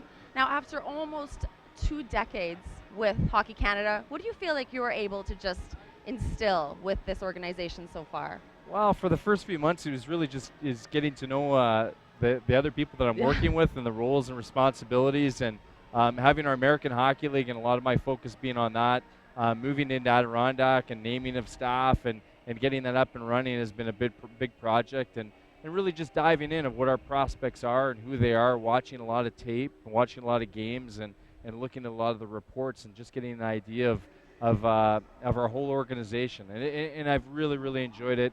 Brad Sullivan and Craig have been fantastic to work for, along with Brian Burke, and looking forward to getting things started here. Yeah, it seems like you guys are all getting along really well. That's what it looks like. Yeah, so far I think we have a really good group, and I think here with Ryan Husk and Todd Gill and our support staff we put together as well, and having Bob Hartley here as well, and really mentoring with our coaches and working together closely, having a consistent message into our players. I think that's been a key so far. Now, you knew players from World Juniors, from Klimchuk, even watching Sam Bennett growing up. How has it been learning all the players? There are a lot of eyes on a lot of players. Yeah, no, absolutely. I've been fortunate with Hockey Canada having that opportunity to know the Canadian players and even the other players as well. When we play against the Americans and the Swedes, I've had that knowledge base. But to really know those players when I'm working with them day in and day out with Team Canada has been a benefit for me. It will continue to hopefully work with their development with our organization. All right, well, I'll let you get back to scouting out there. Join with Brad Pascal now. We're going to take it up to Edmonton for a little fashion show. The 3rd annual Uniquely Me fashion show went off without a hitch. Held in the luxurious Porsche showroom, the fundraiser was the best it's ever been. Tonight is a really different night. We have more Down syndrome-born models. We have more celebrities on the stage. We have engaged Western Canada's Fashion Week's finest designers. The gala, put on by the Edmonton Down Syndrome Society, didn't come together without a lot of parts working in tandem. The Oilers Foundation has been very kind to us for years. They understand the real importance of the skills that we help these individuals learn. They understand the types of programs that we have, and the Oilers Foundation understands that need for those services. The fundraising goal for the evening was easily surpassed, and the programs, not operations, received $115,000. And while that will go a long way, events like this are about more than the money. It's about changing perceptions. We are capable. It's been an honor to have a chance to model. The theme for tonight's fashion show was the elements. All guests were asked to come donning their best metallics. And although the sequins were bright, there was one model in particular that stole the spotlight. Joey Moss. A staple in the Edmonton community, has been a part of the Oilers family for over 30 years. Captain Andrew Ferentz had his first run-in with Moss before he was ever on an NHL roster. I grew up watching Joey, and well, more so listening to Joey sing the anthem, and I actually got to meet him as a kid. Now it's a trip. He's like the engine that kind of runs the whole operation. When he's missing, everybody's like, "Where's Joe?" It's a big kind of loss from our room when he's not there. When he's not there on time, which he hears about sometimes. We see him every day at the rink. No matter what the performances as a team, good or bad, are, he's always there kind of brightening our day. Having the Oilers, have such a close friendship and connection with him, I think really changes how people see Down syndrome in our community and that sense of equality for individuals born with Down syndrome. For Oilers TV, I'm Ashley Docking.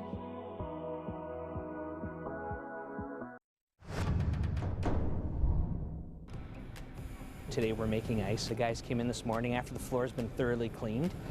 They put down a layer of water, surface to bond the paint to, then paint the ice white, then put another layer of water, a few layers of water over top of that, and then put down the lines. The colors, they're all NHL approved, mandated and controlled by the NHL, and so everyone's using the same colors. Here's the logos. That all takes place, it's all sealed in, and then we just start the process of building the ice for to the acceptable level for the NHL. Generally, the process, start to finish, takes about 36 hours, and in a lot of cases we're on tight time constraints, and so we start and run straight through. Generally, the logo at center ice comes in 4 pieces. We stretch it out, make sure that it meets NHL guidelines with distance from the center ice line and the distances from the edge of the circle. Put a little water on it, pull the wrinkles out, straighten it out, freeze it all down, and work the bubbles out of it so that it appears sharp on television, so there's no discrepancies in it. Oh, back in the day, yeah, we actually had a big wooden stencil for the Oilers logo that came in 3 pieces, and 3 pieces per side, and you'd put it together and build it from there. But nowadays it's all fabric. What used to be the hardest part is the easiest part. I think the hardest part now is just how time consuming it can be, how hard the guys work at it. They spend a lot of time flooding and prepping and making sure that it's ready for every game day. It takes a lot of time if you're doing it right.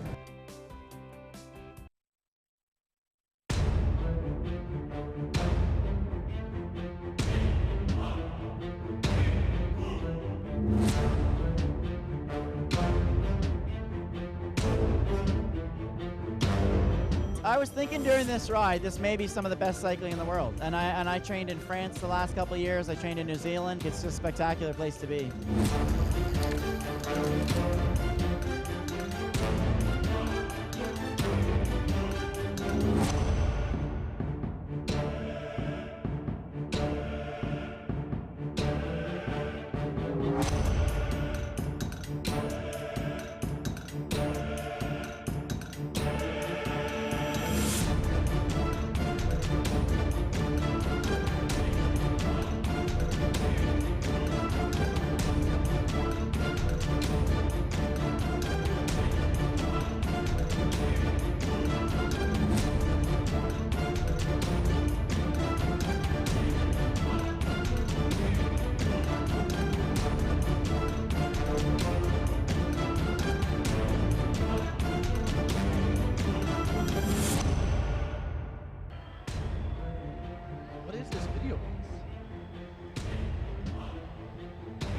Oh, it's the Penticton.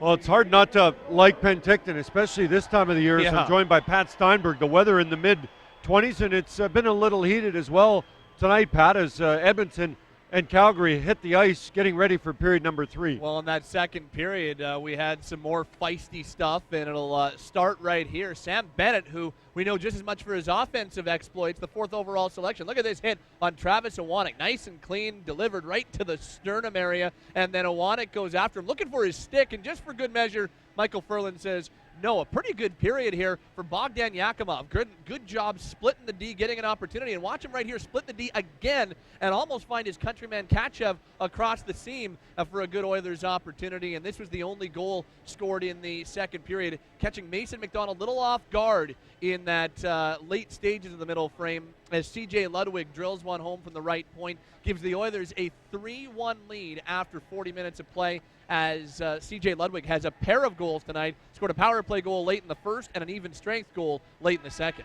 I meant to do this, but I'm going to get one of our many staff to look up how many goals Craig Ludwig scored in his NHL career. What do you think it is? Oh, we're talking about the entire career yeah, for Ludwig? Just give me a number. I will say 36. Okay. I'm going to say in the 20s. Okay. 28. So we'll wait to see how many he scored. Are we going Price is Right rules? Where Yes. if you go over? Yeah, okay. if you're over, you're out. Okay. Yeah. All right, back to something important. Shot from the point. Flames on the power play. Yeah, remember. deflected. Bennett is out there. Glad you're joining us here. 38 goals is what he scored. How many did you say? 36. Yeah, you were very close. I'm pretty happy so about you win. that, What do you actually. win? I don't know. I should win your respect, and that's all that matters to me. Shot from the point. Gets through, but wide of Rimmer. As Culkin lets the wrister go. Kulak. Not pressure, taking his time. The Flames work it around. Wrist shot. Doesn't get through as Bennett has it blocked, and it's sent down the ice by Betker. Wholesale changes for the Flames on their power play unit. The 3 new forwards will come out. Culkin's been out there since the beginning of the second period, and he's unable to gain the zone. And there's a Wanek pressuring Agostino. John Ramage coming off a 1-goal, 1-assist performance in the Flames opener of the tournament. I know, Pat, it's always a bit of a not sticky situation, but coaches want to win. Franchise is looking for development, looking for chemistry, looking for players, how they fit. The Oilers didn't win a game last year at the tournament, and I know that didn't sit well with them. It's not about winning, but it's always about winning to some extent. So they were happy to get that first win against Vancouver last night. And for the Flames, I know Ryan Huska, who's the new AHL coach for them in Adirondack after a bunch of time with Kelowna in the Western League. He talked a lot about how important it is to win. You see Huska now move into the middle of your screen, and I know on the same side in Edmonton, you lose in a prospects tournament 3 times, and a lot of the prospects are in a lot of ways what a lot of people are excited about in your organization, and it doesn't sit very well. So getting those wins and using winning to develop, I think, important for both these organizations. And not to suggest that a coach won't get a job because he didn't win at the prospects tournament, but they're prospects as well, one day hoping that the kids they're coaching now might be young men that they're coaching at the NHL level. Well, and the hope is that, a handful of players on both of these teams are playing against each other in the real Battle of Alberta in a few years to come. Oh, big hit in the corner as Mitch Mraz gets involved with Keegan Kanzig. Kanzig's been involved a lot tonight. Waugh just has it slip away, and Mraz with the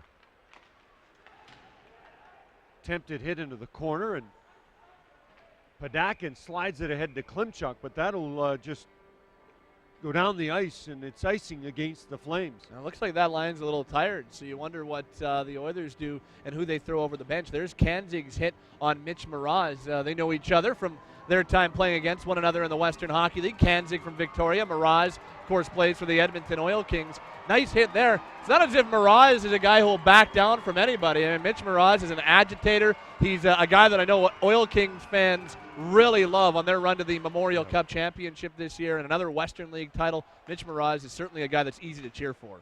Wrist shot. Off the skate, goes into the corner. There's Kachev along with Winquist. Oh, drop pass. Kachev the shot.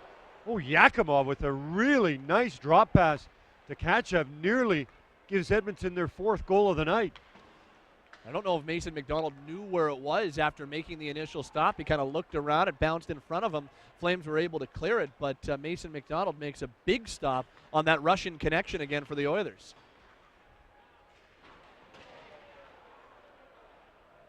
Puck at the near boards. There's Jordan Osterley to Dylan Simpson, and Winquist will just dump it in. Well, last night, Yakimov, Kachev, and Jackson Hauk, who was their winger, were +6 as a trio. Elson the wrist shot, and Rimmer making the save. Bounces out front. Hunter Smith out there. Elson gets it back to the point. Ramage fans on it. Wrist shot from the side. Rimmer sees it through traffic, and there's a lot of traffic with Hunter Smith out front.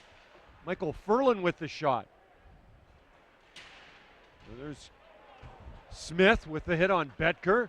That's given away, but Betker able to kind of slap it ahead to Platzer. Platzer waiting for help, just sends it on goal, and McDonald nearly made a meal out of that. Luckily able to sweep it into the corner. Platzer, Ontario Hockey League product, slides it around the boards. Couple of players, one Alex Krushelnyski, father-son teams there with Krushelnyski and Ramage, and then a big hit by Ludwig on Johnny Gaudreau. Gaudreau had his back turned in a nice clean hit there from Ludwig. And now he's winding up. Gaudreau wrap around.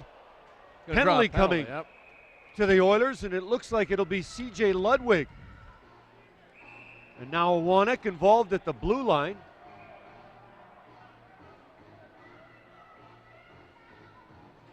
Well, Johnny Gaudreau takes a hit, and this is something that we saw last night. We saw it in his first NHL game against the Vancouver Canucks, because Gaudreau winds it up, goes around the net, and Ludwig's stick does kind of get tangled up, and Gaudreau goes down. But Gaudreau takes hits and bounces right back up. Early in the game against Winnipeg last night, took a couple hits, didn't phase him, took a massive hit from Yannick Weber of the Vancouver Canucks right on the end boards. I believe in the first period of that game he played against the Canucks at the NHL level in the regular season last year, bounced right back up. So here's Gaudreau, who takes the hit, and it's a nice clean hit from Ludwig, catches him. Gaudreau wasn't looking, but right back up, and then he winds it up and draws a penalty. So I know he's not the biggest figure, but he certainly is resilient and pretty tough. Well, Graham Craig with the penalty. It looked like Ludwig was the one on Gaudreau, but maybe there was a penalty somewhere else, because we got the Craig part right. But it's not Craig Ludwig. It's CJ. See, this is why it becomes confusing. They shouldn't put them on the same pairing. So CJ Ludwig not in the box. Graham Craig is in the box. And Mason McDonald is in net for Calgary. We do know that. Flames are, to this point, 0 for 5 rather, on the power play tonight. They were 0 for 3 last night, so still looking for their first power play goal of the tournament. Yeah, and they keep going with that top duo of Gaudreau and Bennett and Hathaway up front. There's Gaudreau. Takes a hit from Warnick. Wraparound by Bennett, scores! Sam Bennett with the wraparound. Power play goal. Calgary cuts the lead to 1. Interested to see how Bennett, who scores his first goal of the tournament, was able to slip that underneath Ty Rimmer. Because, again, Gaudreau takes a hit but makes the pass. The play continues, and it goes in behind the net. And as Bennett wraps it around, I think he just found the 5-hole on Ty Rimmer and was able to pop it through. So here's another look at it. Bennett goes from in behind the net. This will be a good look. Yeah, just got him on the 5-hole. So Sam Bennett, good presence of mind. And the Flames, with their first power play goal of this tournament, are back within 1 thanks to their 4th overall selection. An assist in the opening game in a Calgary Flames uniform at the 2014 Young Stars tournament. And now Bennett has a goal to go along with it. Oh, Keegan Kanzig just missed Vladimir Kachev. I think Kanzig's a little fired up for the Battle of Alberta. Yeah. He's been involved all night. Yakimov has the puck stripped away, and it's banked off the boards, and we've got ourselves a 1-goal hockey game. A nice cheer for Sam Bennett. Doesn't matter if you're from Penticton or Peterborough, chances are you know who Sam Bennett is and where he was taken in the draft. Mraz gets through the check of Klimchuk, but can't get to the puck. John Gaudreau gets the lone assist on the Sam Bennett goal, so a 2-point night for Johnny Gaudreau. Scored the first Flames goal in the first period. Here in the third period, assists on Sam Bennett's marker. Bennett from Gaudreau at 5:42 on the power play. Chase behind the net. Sweeps it out front to Marco Waugh. Gets near the net, and taken down is Mitch Mraz. And a high sticking penalty coming to the Calgary Flames. We've already seen one high stick go for the double minor route, and it was Keegan Kanzig who took that high sticking penalty. This will be the 4th penalty taken by Kanzig, a slashing call, a pair of high sticking calls with the double minor, and then this high sticking call as well. And is it going to be 2 or 4? Just 2 this time for Kanzig. So another power play opportunity for the Oilers. This will be the number 8 on the season. Yeah, he got his stick up there on Mitch Mraz. I mean, when you're 6'7" and you've got it at your shoulders, that's generally in and around another player's face. So Kanzig, as you said, pumped up for the Battle of Alberta, but spending probably too much time for his liking in the penalty box. Shot by Dylan Simpson. And there's Kessie out front with Ramage. Ooh. Ramage got a good little right hand in on Kessie there. Guess what? More penalties. Yeah, I think we're going to see more penalties. That's been the story of the second and the third period, unfortunately, in a lot of ways. Although, you know, this penalty seemed like it was pretty easy to call, and it looks like Kessie and Ramage are going to sit down with one another and let this one cancel out. Kanzig with a few words to Kessie as he skates by the penalty box. See, though, if there's one guy, there's the shot on McDonald, by the way, and a nice stop by McDonald, square to it. He was caught off guard on that late goal by C.J. Ludwig in the second period. Squares up on his crease, sucks it in on the logo, and holds it, and that's when all this stuff happened. We'll see if we can catch right about the Ramage punch. He got him with a good little right hand. So Ramage and Kessie sit down. Kanzig already in the penalty box. Dylan Simpson at the point, the shot. Winquist looking for a deflection. Ends up on the stick of Platzer. Winquist back to the point. And there's Platzer, who scored from just about that area. A little closer in the first. There he is again. Doesn't take the shot. Instead drops it to Winquist.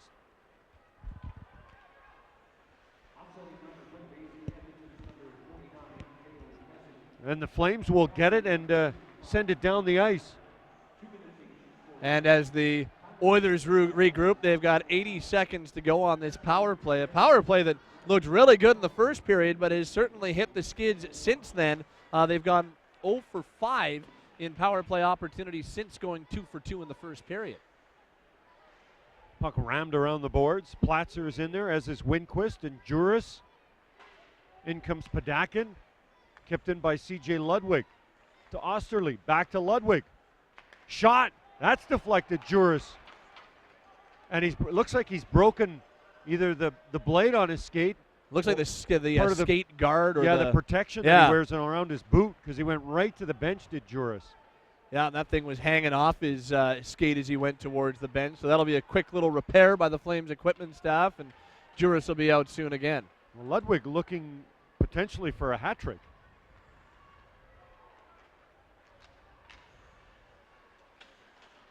Chase going wide, comes out front. Mason McDonald didn't know where it was. Chase retrieves it. Musil keeps it in. 10 seconds left in the penalty to Kanzig, who's standing and ready to return to the ice. Chase in the corner, as is Padakin. To the point, Musil with the shot. And there's the save out front. And now Padakin's got it, and Kanzig will go to the bench. And so the Flames keep it a one-goal game. Shot on goal. Rimmer with the rebound and then just corrals it as Musil getting involved behind the net. Yeah, with Brett Kulak of the Flames. So those two guys will tangle it up a little bit. And I think that from a feisty standpoint, what we talked about going all the way back to the pregame show is kind of reared its head here in a good way. This is the shot from Ludwig, who, as you mentioned, is looking for the hat trick, and that's the one that snapped the skate guard of Josh Juris. You can right see him. Yeah. Now, what would you say unofficially Flames have in shot blocks tonight? Well, I would say 10 or 11 probably. I would say double digits, and David Musil now will hope that his teammates do some shot blocking, as that little shot on Kulak lands him in the penalty box. So the Flames scored on their last power play opportunity to get back within one, and we'll see if they can tie this game on their next third period power play. It's interesting to see how Hathaway's kind of supplanted Ferland. Yeah, they had that first line power play unit. They had Ferland out there with them to start the game, even on the power play, but they like what they're seeing from Garnet Hathaway, a product of Brown University. So you can play, and he probably is smarter than you and I as well.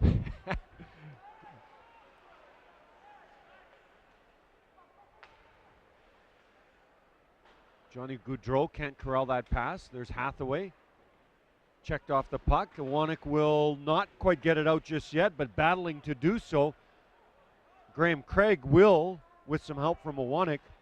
Travis Iwanek is just such a hard-working player. Well, he's kind of one of those tone-setting guys, too. He physical, and he works hard. He'll kill penalties. So a tone-setting guy in Travis Iwanek. There's Bennett. Does not go for the wraparound this time as he's cut off by Graham Craig. Shot from the point, deflected nicely on the pot of Arston Carroll, and that just kind of trickled wide of the net. Austin Carroll, a 7th-round pick of the Flames in 2014, and a guy that was drafted a little bit later on. He's technically going into his 19-year-old season in the Western Hockey League, but drafted actually as going into his 20-year-old season in the Western Hockey League, but drafted as a 20-year-old, so a lot later in the draft process. Ramage trying to get it out of his skates, does so. Jones there.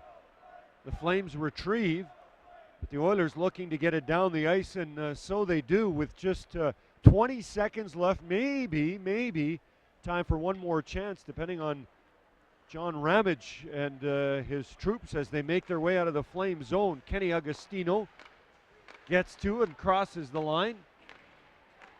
So Agostino waiting for the puck. It's intercepted nicely by Dylan Simpson. What a nice defensive play there by the Oilers captain. Mason McDonald thought that was icing, but it was just on the wire as the penalties now expired. So back 5-on-5 for the final 8.5 minutes here. There's Michael Ferland, who we were just talking about. Kanzig will keep it in. Goes around the boards. And there's Hunter Smith on the other side getting involved with Graham Craig. And then Smith hammers Yakimov. And there'll be a penalty on the play. Well, that one was a very, very physical shift for Hunter Smith, but maybe a little overzealous on that hit. It's some more rough stuff after the whistle. A couple of barbs throwing Hunter Smith's way, but as he delivered the hit on Yakimov, maybe in the numbers. So yeah, that one was right in the numbers. So he let off a little bit on it, didn't go full bore, but it was pretty clearly a hit from behind, and so he's going to sit down for another 2 minutes. Yeah, charging on Smith. You had Smith, Kanzig, and Ferland out there. So not a surprise that the Flames trying to set a physical tone on that shift. And Kanzig still over along the bench there, chatting it up with the Oilers. Be better. Be better than one guy. Be better than 5 guys, twice your size. Be better out here, way out here, one-on-one against Mother Nature. Be better than a video game. Be better than the history of the game. This season, be better than you've ever been before.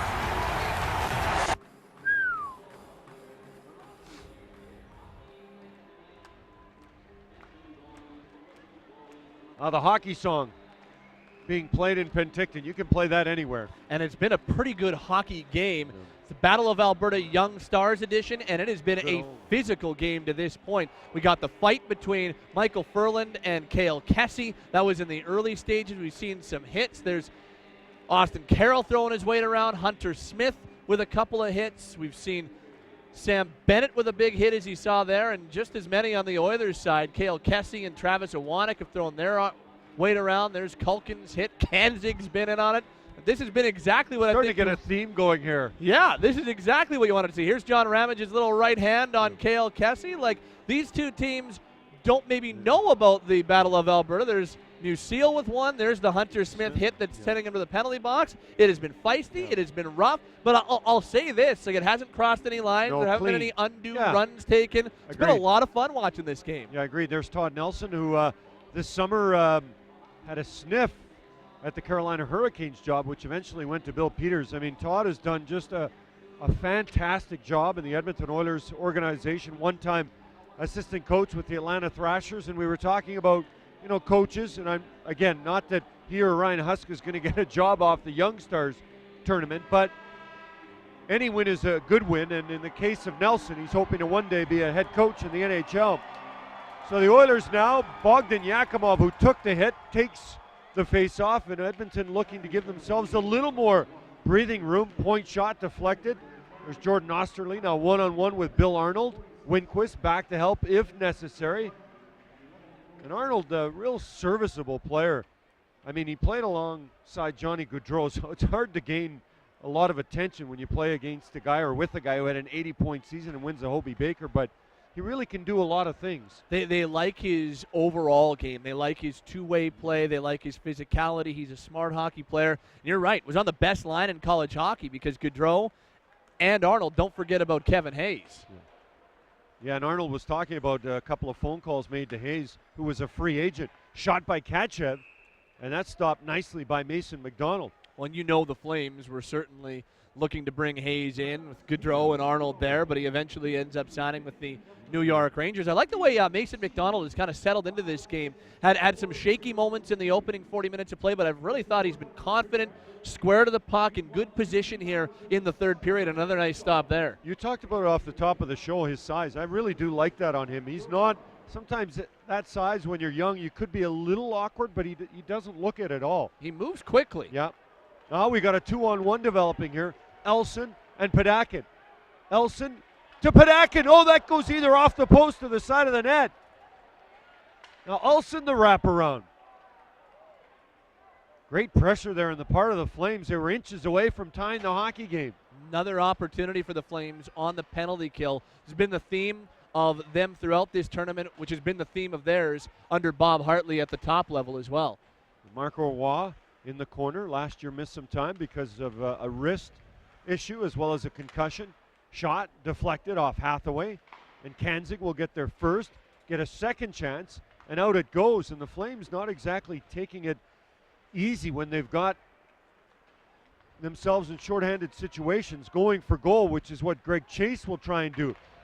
Shot by Yakimov, and that goes wide of McDonald as that play developed quickly. Probably the best chance the Oilers have had on the power play this time around, and just goes wide, is a little bit high as well. It was Cale Kessie who took that shot. And here we go! Kessie and Smith.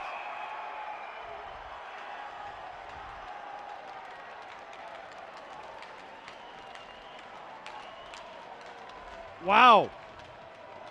And they want to keep going. Look at that smile on Hunter Smith. Yeah. Well, one was the hunter and one was the hunted. And we have got to take another look at that as these two continue jawing at one another. But Hunter Smith lines Cale Kessie up and follows through with an absolutely massive hit. Oh, absolutely flattens him. And look at it. Smith knows immediately he's dropping the gloves. There was no hesitation at all from him to drop those gloves. And unfortunately, they don't get a real tilt out of it. But my, oh my, Hunter Smith lines up Cale Kessie and delivers the hit. I think you can probably say the hit of the tournament so far. And there you see him. He just turned 19 2 days ago. He could pass for 29 easily. Hunter Smith will sit down, as will Cale Kessie. They're sorting out the penalties right now, but a little bit more fire here at the South Okanagan Event Center. Well, credit Cale Kessie, because usually when you take a hit like that, about the last thing you should be doing a millisecond later is getting into a fight.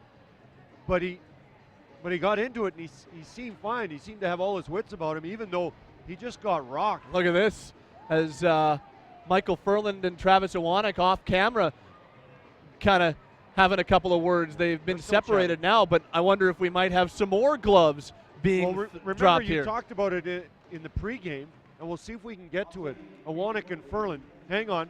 Let's just do the game, and we'll see on the next whistle if we can show you a precursor to that chat. There's Bennett, fights off Platzer. Gaudreau gets it, hops over his stick. Now Bennett has it. Circling. There's Ferland to Ramage and back to Ferland. Platzer looking for a lead pass, and he's got it. Cross ice. Tries to get it to Krushelnyski, but he wasn't able to corral it. Johnny Gaudreau. Lead pass. Bennett's got it. Circling. Boy, he's looked good, Bennett. Bennett still got it. Shot. Saved by Rimmer. And then he corrals the rebound. Oh, it was a nice piece of stick handling by Sam Bennett right there, and he gets another scoring opportunity. And you see him right here. Goes for a spin, and take a look at that. Flips it right back to himself. Quick move, and whips that shot. And Sam Bennett with a great opportunity. Now we're going to see that conversation from the pregame Yeah, there you go. So this is pregame skate, way before the game started. Ferland and Iwanek chatting with one another, and we saw them chatting off camera a little while ago, and you wonder if at some point, if they're on the ice again together, if they might drop him. Boy, Sam Bennett is just getting stronger as the game wears on. And we talked about the fact he was in Vail, Colorado, hanging with the likes of Crosby, Kane, and Tavares, and he may have picked up a thing or two. I know he joked about, doing the 11 pull-ups. There's a lot made of him not being able to do a pull-up at the Combine, but whether you put a lot of stock in the pull-ups or not, fact of the matter is, since Sam Bennett got drafted and sat down. Great chance by Austin Carroll. Whips it wide as he was all alone. Sat down with us at the draft. He's put on, to finish off the thought on Sam Bennett, he's put on 4 or 5 pounds or more and looks a whole lot more stronger on the ice as well. Kenny Agostino making his way through center ice. Ooh, that deflected dangerously by Rimmer as Austin Carroll just kind of put it out front. Mitch Mraz, who received a congratulatory call from Ryan Smith last night after his 2 power play goals. Mraz, his hockey idol being Ryan Smith, so that was a nice touch by number 94 to give the former Edmonton Oil King and current Edmonton Oiler prospect a call after his power play, an even strength goal, the one in even strength, giving the Oilers an overtime win. Well, things may be settling down a little bit after we had a good little bit of activity in the kind of mid stages there of the third period. Just 3:51 remains in the third period, and we're talking about Mitch Mraz. This is a pretty impressive player that the Oilers got when they drafted him in the second round a few years ago in the draft. He's a Calgary product, but the Edmonton Oil Kings happy to have him. Scored a couple of big goals last night. The Edmonton Oilers happy to have him as well. Yeah, and Smitty style, right? About 3 feet from the net. Yep. Backhand shot by Iwanek, and there's McDonald, and there's more trouble. Yep, a little bit of an ice shower. There's Kanzig getting involved with Iwanek. And they're going to go. This is a mismatch in size.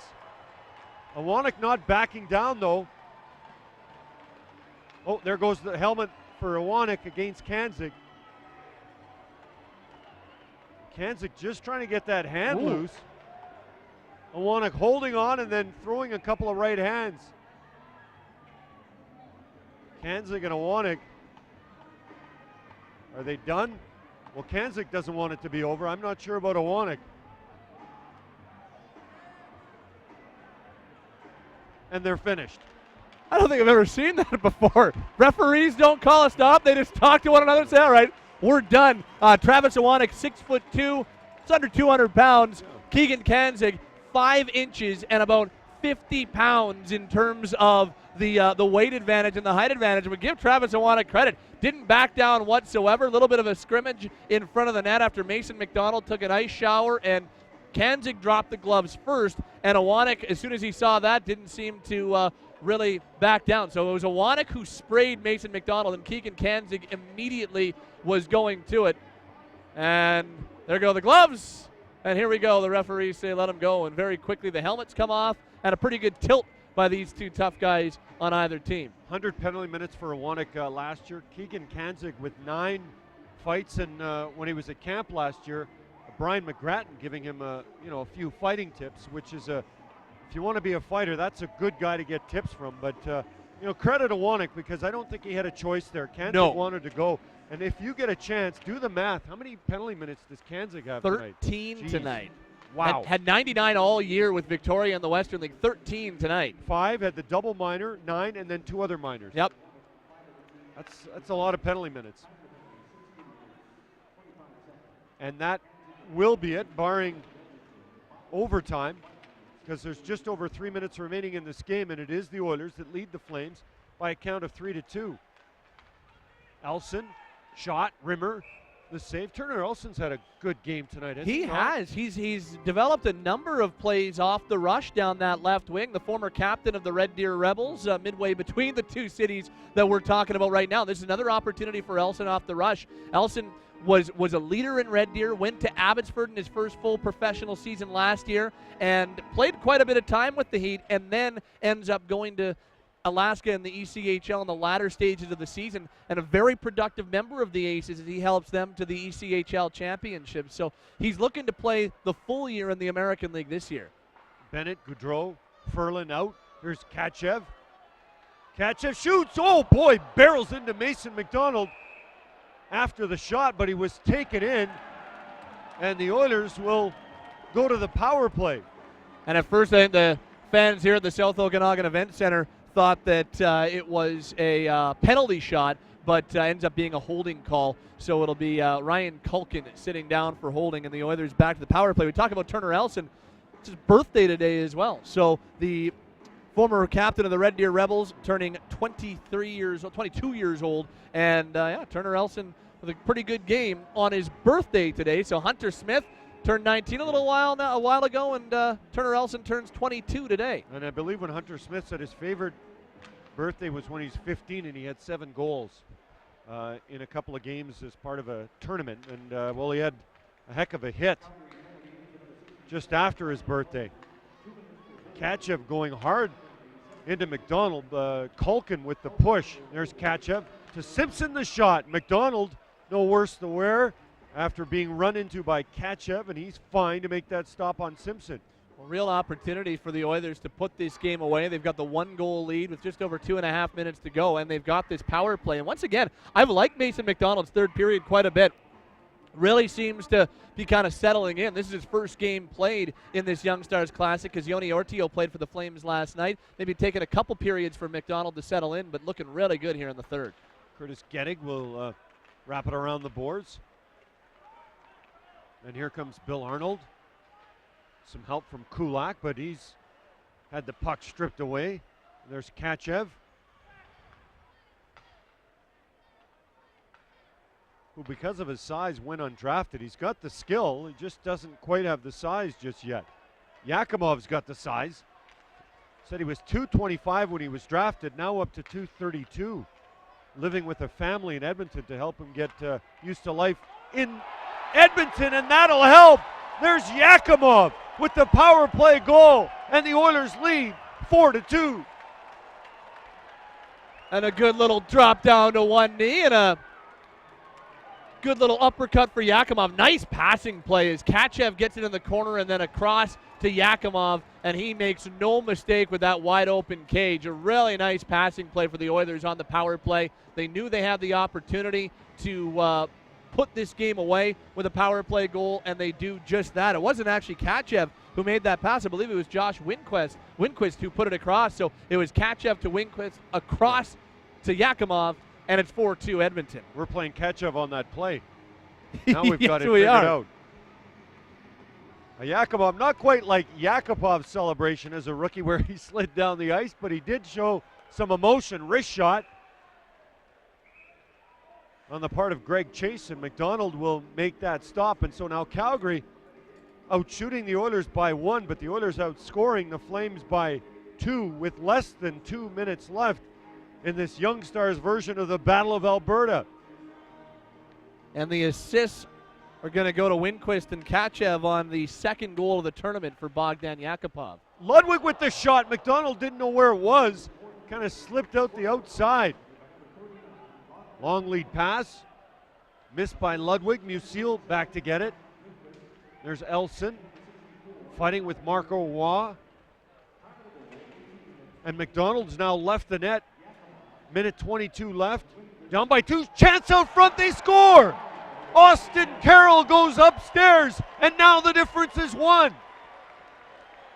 And maybe a little bit of a fun finish to this one is just as Mason McDonald went to the bench to give the Flames the extra attacker, Calgary's able to score a goal to get back within 1. A nice play to keep that puck in by Garnett Hathaway, and then in behind the net, one player goes to Turner Elson, the birthday boy, with a nice pass out in front to Austin Carroll, who makes no mistake on that opportunity. So Turner Elson kind of draws a player to him, leaves Carroll alone, and bam, it's 4-3 now. We've got a minute 19 to go. The Flames down by 1.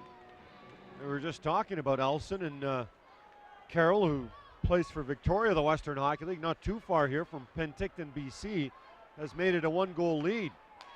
Is McDonald on his way out again? Not just yet. There's Elson still on the ice, and now McDonald heads to the bench. Dylan Simpson waiting, gets it to Platzer. Fram trying to keep it in. That's knocked out of the zone by a high stick, but it's the Flames that recover it. Elson coming right back. Flames with control. Back to the point it goes. Ramage thinking, waiting, wondering, but not shooting. 35 seconds left.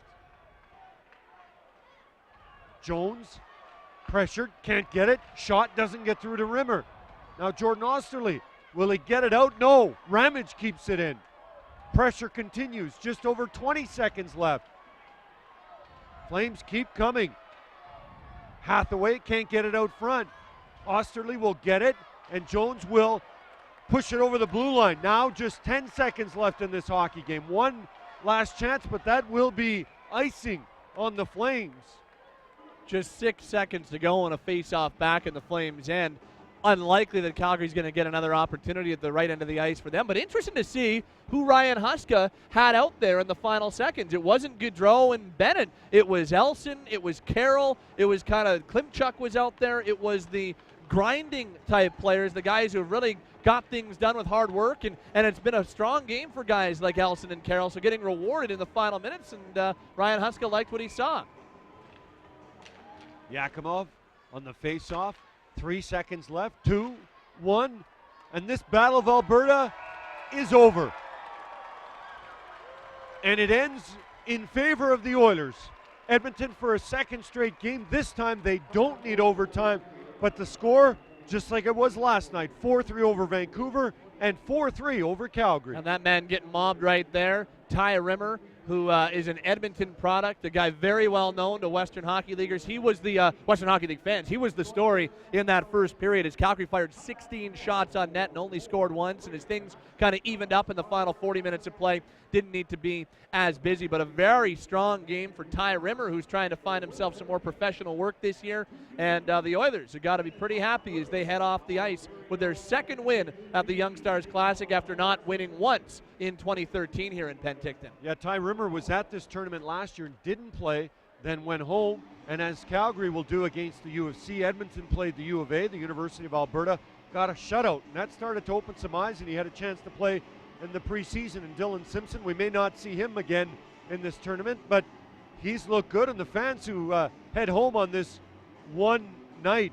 of hockey at the Young Stars tournament in Penticton have to be impressed with everything they saw. 7 goals, 55 shots, fights. Well, hits. if you're an Oilers fan, you got to be happy with the work you saw from C.J. Ludwig. Scores a couple of times, including that one, and it was rough. There were some fights. We had 7 goals, and I think exactly what we wanted for a Young Stars Classic edition of the Battle of Alberta. Sam Bennett looked good. Not only was he involved physically, but also had that wraparound goal against Ty Rimmer as he and Johnny Gaudreau made a nice pair. That was the hit of the night and tournament. Hunter Smith on Cale Kessie, and Bogdan Yakimov, who scored a goal on Friday against Vancouver, scores again. It turned out to be the game winner after that late effort by Calgary.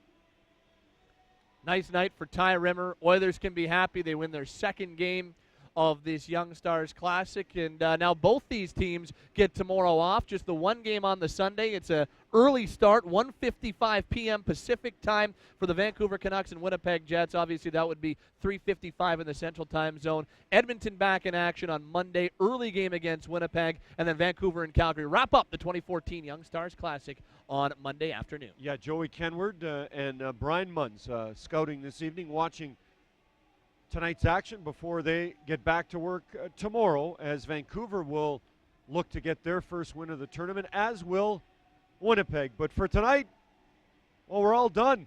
The Battle of Alberta is complete, and it had about everything that anyone, whether you're an Oilers fan or a Flames fan, would want to see. For Pat Steinberg, I'm Gene Principe bidding you a good night. Enjoy your Saturday evening.